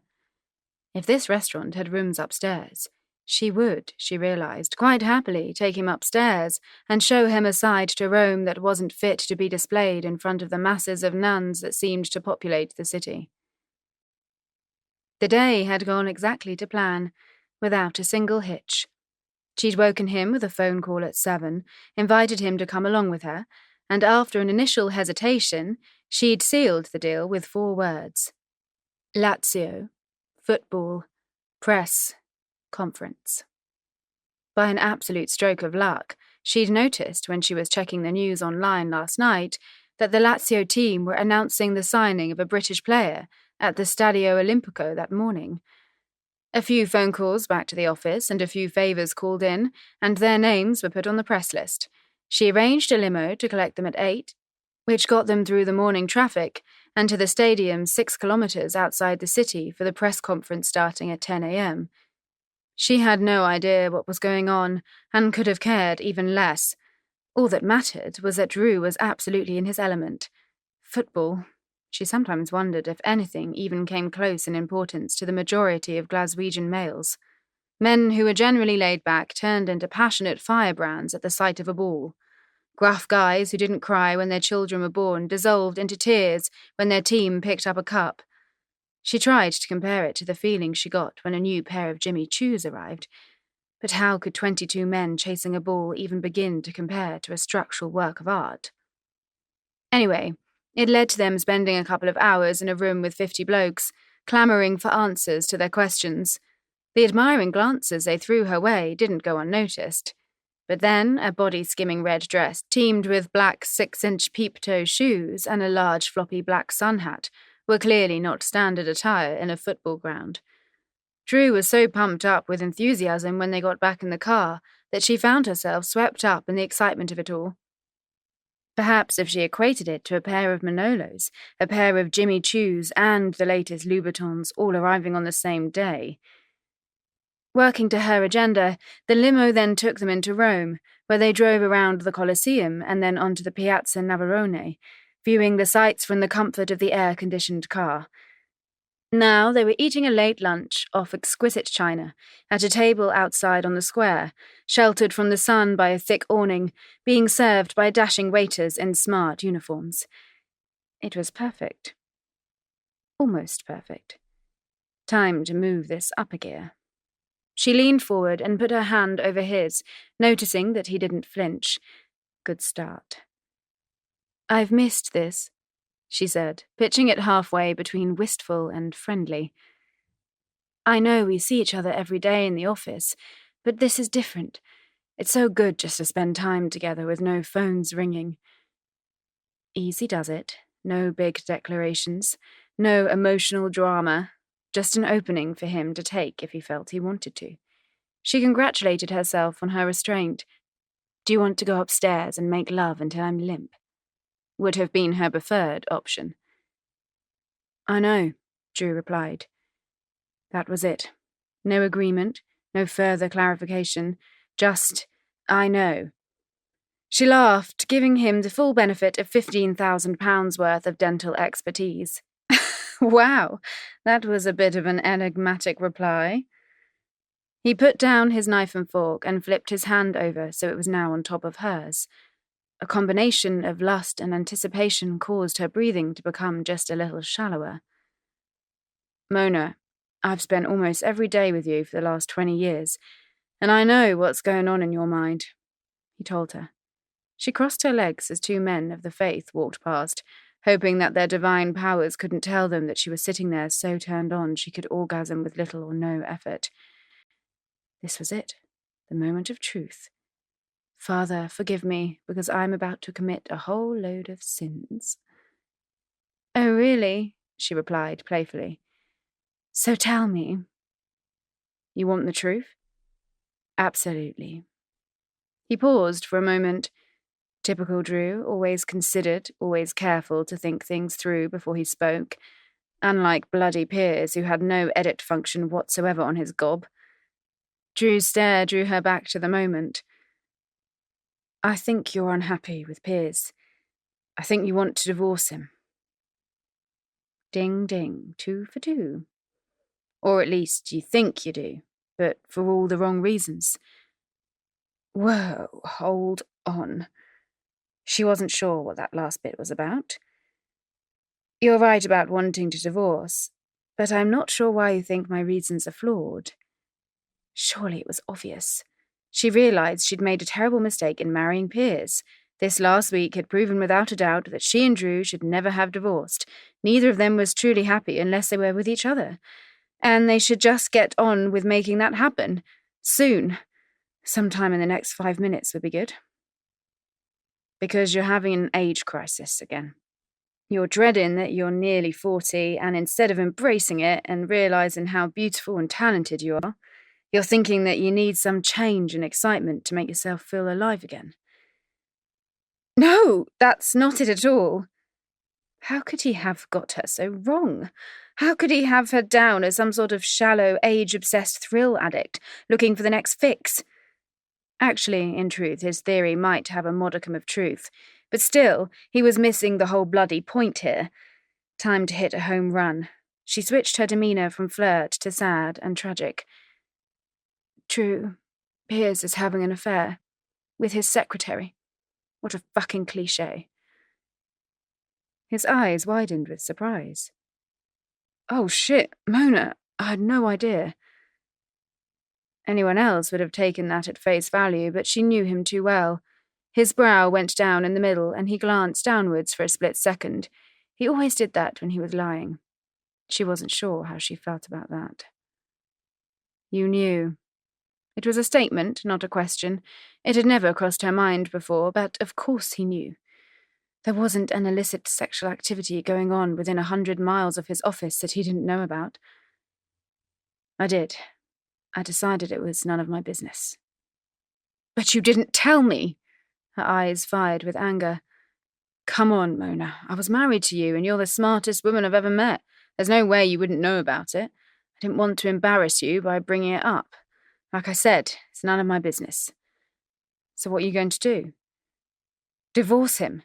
And sure, those other things you said matter too. I don't want to be 45 and single. I want to be married. I want to grow old with someone. But it's got to be the right person, and Piers isn't it." "I'm sorry this is happening to you, Mona. You know I'm here if you need me." "I do, every day, every night. And if those priests would avert their eyes, then right here and now." Instead of saying any of that, she plumped for, "Thank you." She'd done enough for today. Drew thought he knew her, but she knew him even better. Pushing him into a corner would be counterproductive. He had to take today's information, process it, think it over, marry it up with the fact that his marriage to Tess was terminal, and then come to the only conclusion that he could. They were supposed to be together. It was only a matter of time. Chapter 15. Livorno. Sarah. Sarah groaned as the daylight streamed in through the curtains. Why, despite her best efforts and daily wails of disappointment, had she been cursed with the habits of an early riser? She wanted to be one of those sexy nocturnal beasts who lay in bed all morning and rose only to eat chocolate-dipped strawberries in bed at noon. She lifted the mobile phone beside her and checked the time. 7 a.m. Probably just as well she was awake. because Eliza was due to meet the others at 8 a.m. for a quick breakfast before they all set off in a hired minibus for Pisa. She'd been invited but had declined. She already had other plans, and besides, spending a day with Piers wasn't the best idea. Just thinking about him brought her annoyance flooding back. Shrugging it off, she focused on bigger problems, like how to get Eliza out of bed. "Eliza, Kai called and asked you to meet him in 10 minutes at the Waterfall restaurant." It was a miracle on a par with Moses turning up, donning a pair of flippers and wandering right across the Med. Without Sarah even having to put her foot on the floor, her daughter was upright in the bathroom, out of the bathroom, with face washed and teeth brushed, fully dressed and clipping on earrings before she paused to look at her mother. "Why are you smiling?" Eliza asked, warily. "You never smile at this time in the morning." Sarah said nothing, just let the realization slowly dawn. "OMG, you were winding me up! You were actually winding me up! Kai isn't waiting for me, is he? Mum, how could you?" 7 a.m., sleeping teenager. 7:10 a.m., incredulous teenager. Suddenly, all 5'10" of 16-year-old came flying in Sarah's direction, landed on top of her and began tickling her until they were both screaming with laughter. Only a loud rap on the door stopped them in their tracks. "If that's guest services coming to complain about the noise, you're in trouble, madam. I'm already on their hit list after missing the ship, and that bloke Richard looks like a Bond villain. He could have me neutralised at any moment." Eliza responded by throwing a pillow that hit Sarah on the back of the head. Daughterly love was painful sometimes. Fixing her expression to neutral, Sarah opened the door and was prepared to launch into a humble apology when she was confronted with Drew's concerned face. "Are you two okay? I heard screaming." Sarah stood by to let him in, then lifted the room service tray that she'd requested to be left outside the door at 7 a.m. The aroma of hot croissant made her slightly giddy. "Your daughter and I were wrestling. It's what we like to do in the morning. Beats Tai Chi." Bemused, he sat down on the sofa and accepted a cup of coffee from Sarah, who then took hers and crawled back under the duvet. Drew turned to Eliza. "Thought I'd better come check you were awake because we're leaving soon. I want it on record that I'm only going because I've never seen the Leaning Tower, and I've been assured we're going straight there and straight back, only stopping for lunch. No trekking, no wandering, no dragging us off to other things." Eliza high-fived him. "I hear you, Dad. I'm only coming because Kai and his parents are going there today too." "Not because you love your father and want to spend every moment you can with him?" "That too," she added with an impish wink. "Back in a minute. Just going to fix my makeup. It was done in a bit of a rush thanks to Mummy Dearest over there." With a pointed glare at Sarah, she headed back into the bathroom. "Sure you don't want to come? There's plenty of room on the bus. Mona booked it, so it's probably one of those Rock Tour coaches." "Of course it is." She tried to keep the bitchiness out of her tone, but she wasn't sure she succeeded. "Thanks, but I've got other plans for today." "Other plans?" "A friend, someone I met on board. We thought we'd go for lunch and spend some time together." "A male friend?" he asked, his eyes narrowing slightly. Her face flushed with embarrassment, which was clearly ridiculous. Drew was her very long-ago ex-husband. He'd married twice since they'd split. He had no say in her life whatsoever. Yet here she was, toes curling because she was telling him about meeting with another bloke. She gave her self-conscious Jean a direct order to man up and stop being pathetic. Hadn't it taken a lot of nerve to apologise to Nate for standing him up, explain the situation, and then, straight out, ask him for another date? Yes, she'd asked a man for a date. Tonight, the moon would be blue and there would be flying pigs performing figures of 8 in the skies. "Yes, his name is Nate. He's a cowboy, or a cowman, really." Her blustering was becoming so embarrassing that her brain sent urgent signals to her mouth to close and desist. It wasn't listening. "You met him the first day aboard, up at the bar, remember? When I was doing the whole vomit on my t-shirt thing." Stop speaking, just stop. But still the stammering and stuttering continued. "So, yeah, Nate, that's who I'm, meeting." The whole time she was wittering away, Drew just stared at her with an expression she couldn't read. It was a huge relief when Eliza finally came back out of the bathroom and rescued her. "Ready, Dad?" He put his coffee cup down and pushed himself up from the chair. "Ready, sweetheart. See you later, Sarah. Maybe we could have a drink when we get back. There are a couple of things I've been meaning to chat to you about." Sure," she replied. For a long time after the door closed behind them, Sarah wondered what on earth he could possibly want to talk to her about. Tess. "Anyone sitting here?" Max asked Tess as he got onto the minibus. "No," she said brightly. "It's all yours." Cheery, positive. That was going to be her mantra for today, even if it bore no resemblance to how she was feeling inside. She glanced over at Drew, laughing at something Eliza said to him. It was great to see him having fun with his daughter, but she couldn't help thinking that he was slightly manipulating his super dad status to cover up the fact that he was completely pissed off with her. He'd returned from Rome with Mona only half an hour before they sailed last night, and yes, it did cross her mind that they might deliberately miss the boat as some kind of act of petty revenge. And then they'd endured a near-silent meal for two in the steakhouse restaurant, before he went out for his late-night run and she went to bed. She'd pretended to be asleep when he came back. What was the point of doing otherwise? This morning he'd got on the bus and sat with Eliza, without even a glance in her direction.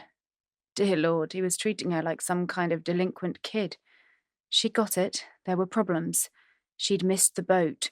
He had a lot on his mind. But he was taking this silent, brooding stuff way too far, and, for once, instead of feeling terrible about it and wanting to fix it, she was happy just to sit there with the firm opinion that he was an arse. The minor act of mental rebellion made her feel a whole lot better about the situation. There was a flurry of activity at the door as Mona got on the bus, making a big entrance, as usual, in a 40s-style mauve tea dress and huge white hat, before sitting down directly in front of Drew and Eliza and turning to talk to them. Tess decided she resembled a mushroom, one of the poisonous ones that can cause sudden death on contact. Max leaned over and whispered in her ear, "How are things? Have diplomatic relations been resumed?" He motioned to the back of Drew's head. "I think it's a temporary ceasefire, but I'm not holding out much hope of it lasting.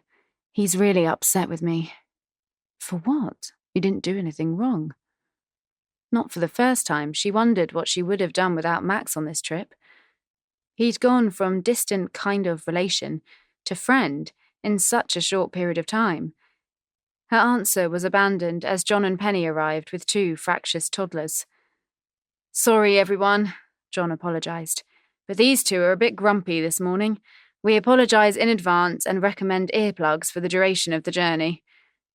John slid in behind Tess, then lifted Lavinia onto the seat next to him, with Penny taking the opposite seats for her and Lawrence. Tess automatically turned and made faces at her step-granddaughter, cajoling her out of her strop and making her giggle. Lawrence spotted this, joined in, and it somehow kept them amused all the way to Pisa, a welcome diversion from the tension in the atmosphere as the air positively crackled with negative vibes. Drew was annoyed with her. She wanted to pull Mona's hat down so she didn't have to see that smug face. Mona hadn't even looked at Piers, so there were obviously issues there. Sarah wasn't there for her to have a laugh with, and Piers was still being unusually quiet. A fun day out for all the family. When they got off at the other end, Lawrence and Lavinia demanded to hold her hands, unlike their grandfather who had charged off with Eliza and Mona. Just behind her, Max walked side by side with Piers. Walking into the Piazza dei Miracoli was an unforgettable experience. The perimeter was walled, creating a courtyard in the middle. To her immediate left, on the other side of a grassy section, was the largest baptistry in Italy, a round, incredibly beautiful Romanesque building of cream stone with a stunning domed roof. Next to it was an 11th century cathedral, a work of architectural art in pale stone and marble, with huge bronze doors, its walls adorned with intricate carvings, majestic columns and arches. On the cathedral's right-hand side was the famous bell tower. Look at that, she motioned to the tower that, yes, did indeed lean to one side.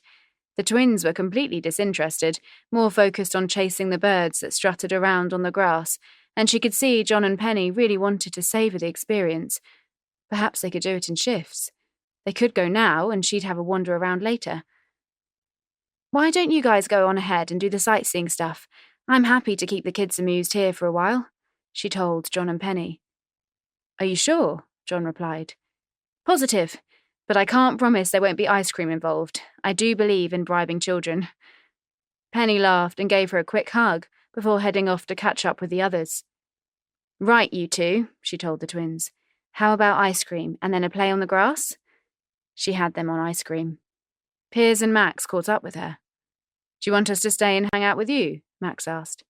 No, it's fine. If there's time later, I'll go inside the tower, but I'm happy just to stay here and potter around. And potter they did. With a twin holding each hand, she wandered along the long line of souvenir stalls on her right, picking up a miniature leaning tower for each of them. Tess threw in another one for her mum and dad, if they ever came back from their South American adventure. She knew her mum would love a leaning tower of Pisa doorstop. Shopping done, they bought a couple of ice creams and lay in a shady spot on the grass. Or rather, Tess lay on the grass, and the twins sat on top of her. They sang songs. They counted birds. They played Tig. Then they all collapsed in a heap, while Tess shared at length, and with character voices and actions, her in-depth knowledge of how the tower used to be straight until a big giant leaned on it. Well, subsidence just wasn't that exciting. Let them take it up with a history teacher in later life. Eventually, exhausted by the heat and the antics, Lawrence fell asleep with his head on her lap, while Lavinia watched, engrossed, as Tess made her a headband of daisy chains, feeling happier and more content than she'd done in days. This had been one of her favourite afternoons on the trip so far. You're good at that. She smiled up at the new arrival. Thank you. Drew sat down beside her. It's good of you to let John and Penny have some free time. I saw them over by the cathedral, and they looked like they didn't have a care in the world. They sat in silence for a few moments. Tess decided that it was strange that they had so much to talk about, yet nothing to say. Are you upset with me? He said eventually. She nodded. I think things have gone wrong, and I don't know how to fix them. We're like strangers this week. I'm not sure why. You're chewing your lip again. She hadn't even realised she was doing it. Can't beat a bit of swelling. Saves me getting collagen injections. Her attempt to lighten the mood had only a temporary effect, and they both lapsed into silence again. Broken up only by Lavinia's demands for another story. This wasn't the time for a deep and meaningful discussion. So instead, Tess told Lavinia the one about Cinderella and her evil stepmother. And she would forever swear that it was purely coincidence that when she described the root of all evil, the picture she painted was an exact match to the woman on the bus with a hat like a mushroom. Mona. Mona watched them from a distance, her Yves Saint Laurent sunglasses covering her gaze. Tess was totally preoccupied with the children, and Drew was lying staring into space beside them. It struck her how ridiculous they looked. Like a grandfather, a daughter and her children, not a husband and wife caring for the grandkids. Much as it was tempting to barge right on over there, she decided to leave them to it. They looked miserable. Better that she let that ferment for a little while. Over to her right, she noticed Max going into the entrance of the tower, no doubt planning to climb the 294 steps to the top. There was no way Piers would do that. Too worried he'd have a coronary halfway up. So he must be around here somewhere. She ducked around the back of the cathedral and spotted him, sitting alone on the steps with his back to her, partially obscured by a column, talking into his mobile phone. Of course, he could be calling anyone at all, but she knew immediately that it was Emily the frump. Fucking typical. He was here with the family, and yet there he was on the phone to a woman in bad shoes thousands of miles away. As much as she knew it was irrational, the thought irked her. How bloody dare he? That showed no respect whatsoever, and it was time he was informed of that. In fact, It was time he was informed of quite a few things, and now was as good a time as any. They had an hour to kill. She approached quietly, careful not to let her heels clatter against the stone stairs. She was almost at the pillar when she realized that, in typical Piers style, he was speaking so loudly that she could distinguish what he was saying. "Love, I'm sorry. I really am. It's just all got out of hand."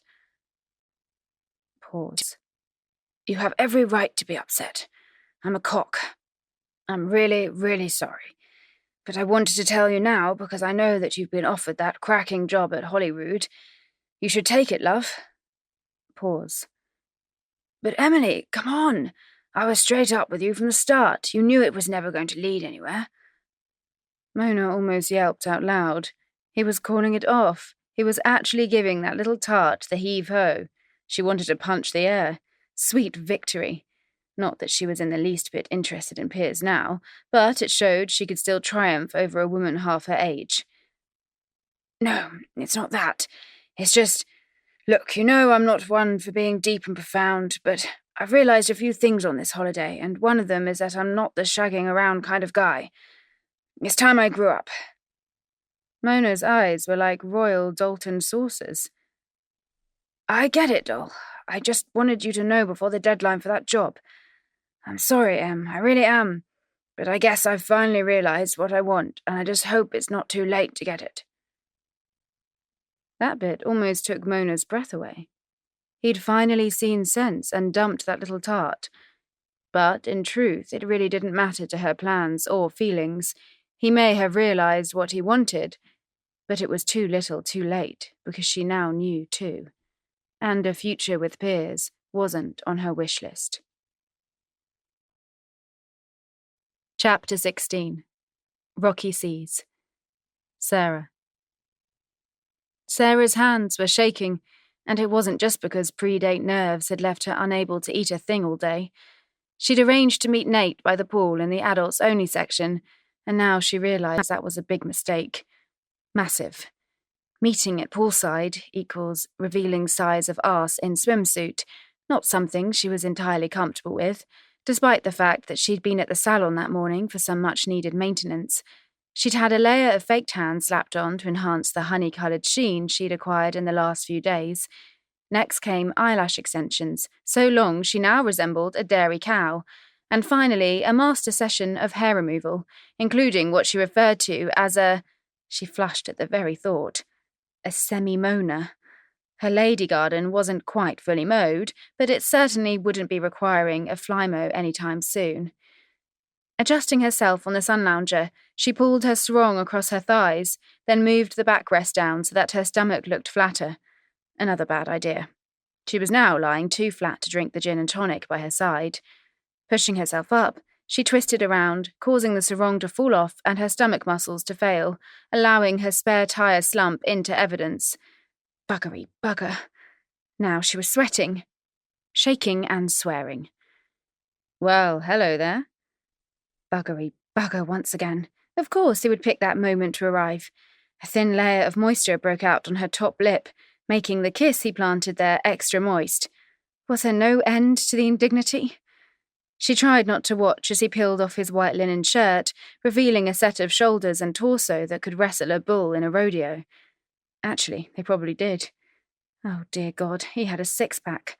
No, make it an eight-pack. Stop staring, stop staring. Why did she always have to bloody stare? She was like the queen of inappropriate Staringville. Okay, now stop thinking irrational thoughts. Be carefree, in control. Oh, dear God, he was taking off his shorts and he was wearing Speedos. Speedos! Does she have time to get to the medical bay before she died from hyperventilation? Patsy would die laughing if she could see her now, lying with an expertly trimmed foliage next to a cowboy wearing Speedos. "Can I get you a drink?" he drawled. "Got one," she replied, holding up her gin. She then took a sip from the straw that somehow lasted longer than anticipated and emptied the glass. "On second thoughts, a gin and tonic would be lovely, thanks." The waitress, Una, Belgium, delivered them with a smile, and Nate signed them to his account.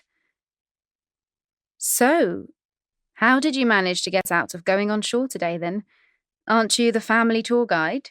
She gestured, trying to dispel her nerves with a touch of light conversation. Nate grinned. Yep, that about sums it up. But they've gone on an organised tour, and I explained to my daughter that a very lovely lady had asked me to keep her company today. Very lovely. She liked that. She also liked the fact that his hand had flopped over onto her sunbed and was gently stroking her arm. Oh, that felt good. She just had to get over the Speedos, and this would be close to bliss. Another hour and another drink passed, and Sarah began to feel uncomfortable in the heat. She'd never been one for lying all day in the sun, a combination of a pale complexion and a Scottish predisposition to cold, wet weather. Nate, do you mind if we go inside for a little while? I'm getting way too hot here. He went up on one elbow and turned to face her, then leaned over and traced a finger down the side of her face. What do you say we go cool off in my cabin? People turned to stare as she choked on her gin and tonic until her eyes watered. At least they now matched her upper lip. Somehow, through the indignity, she managed to nod. Why not? He was gorgeous, and kind, and good company, and such a gentleman. She ignored the other voice in her head that was saying, And he's wearing Speedos! Do not look at the Speedos! Do not! End of CD 6.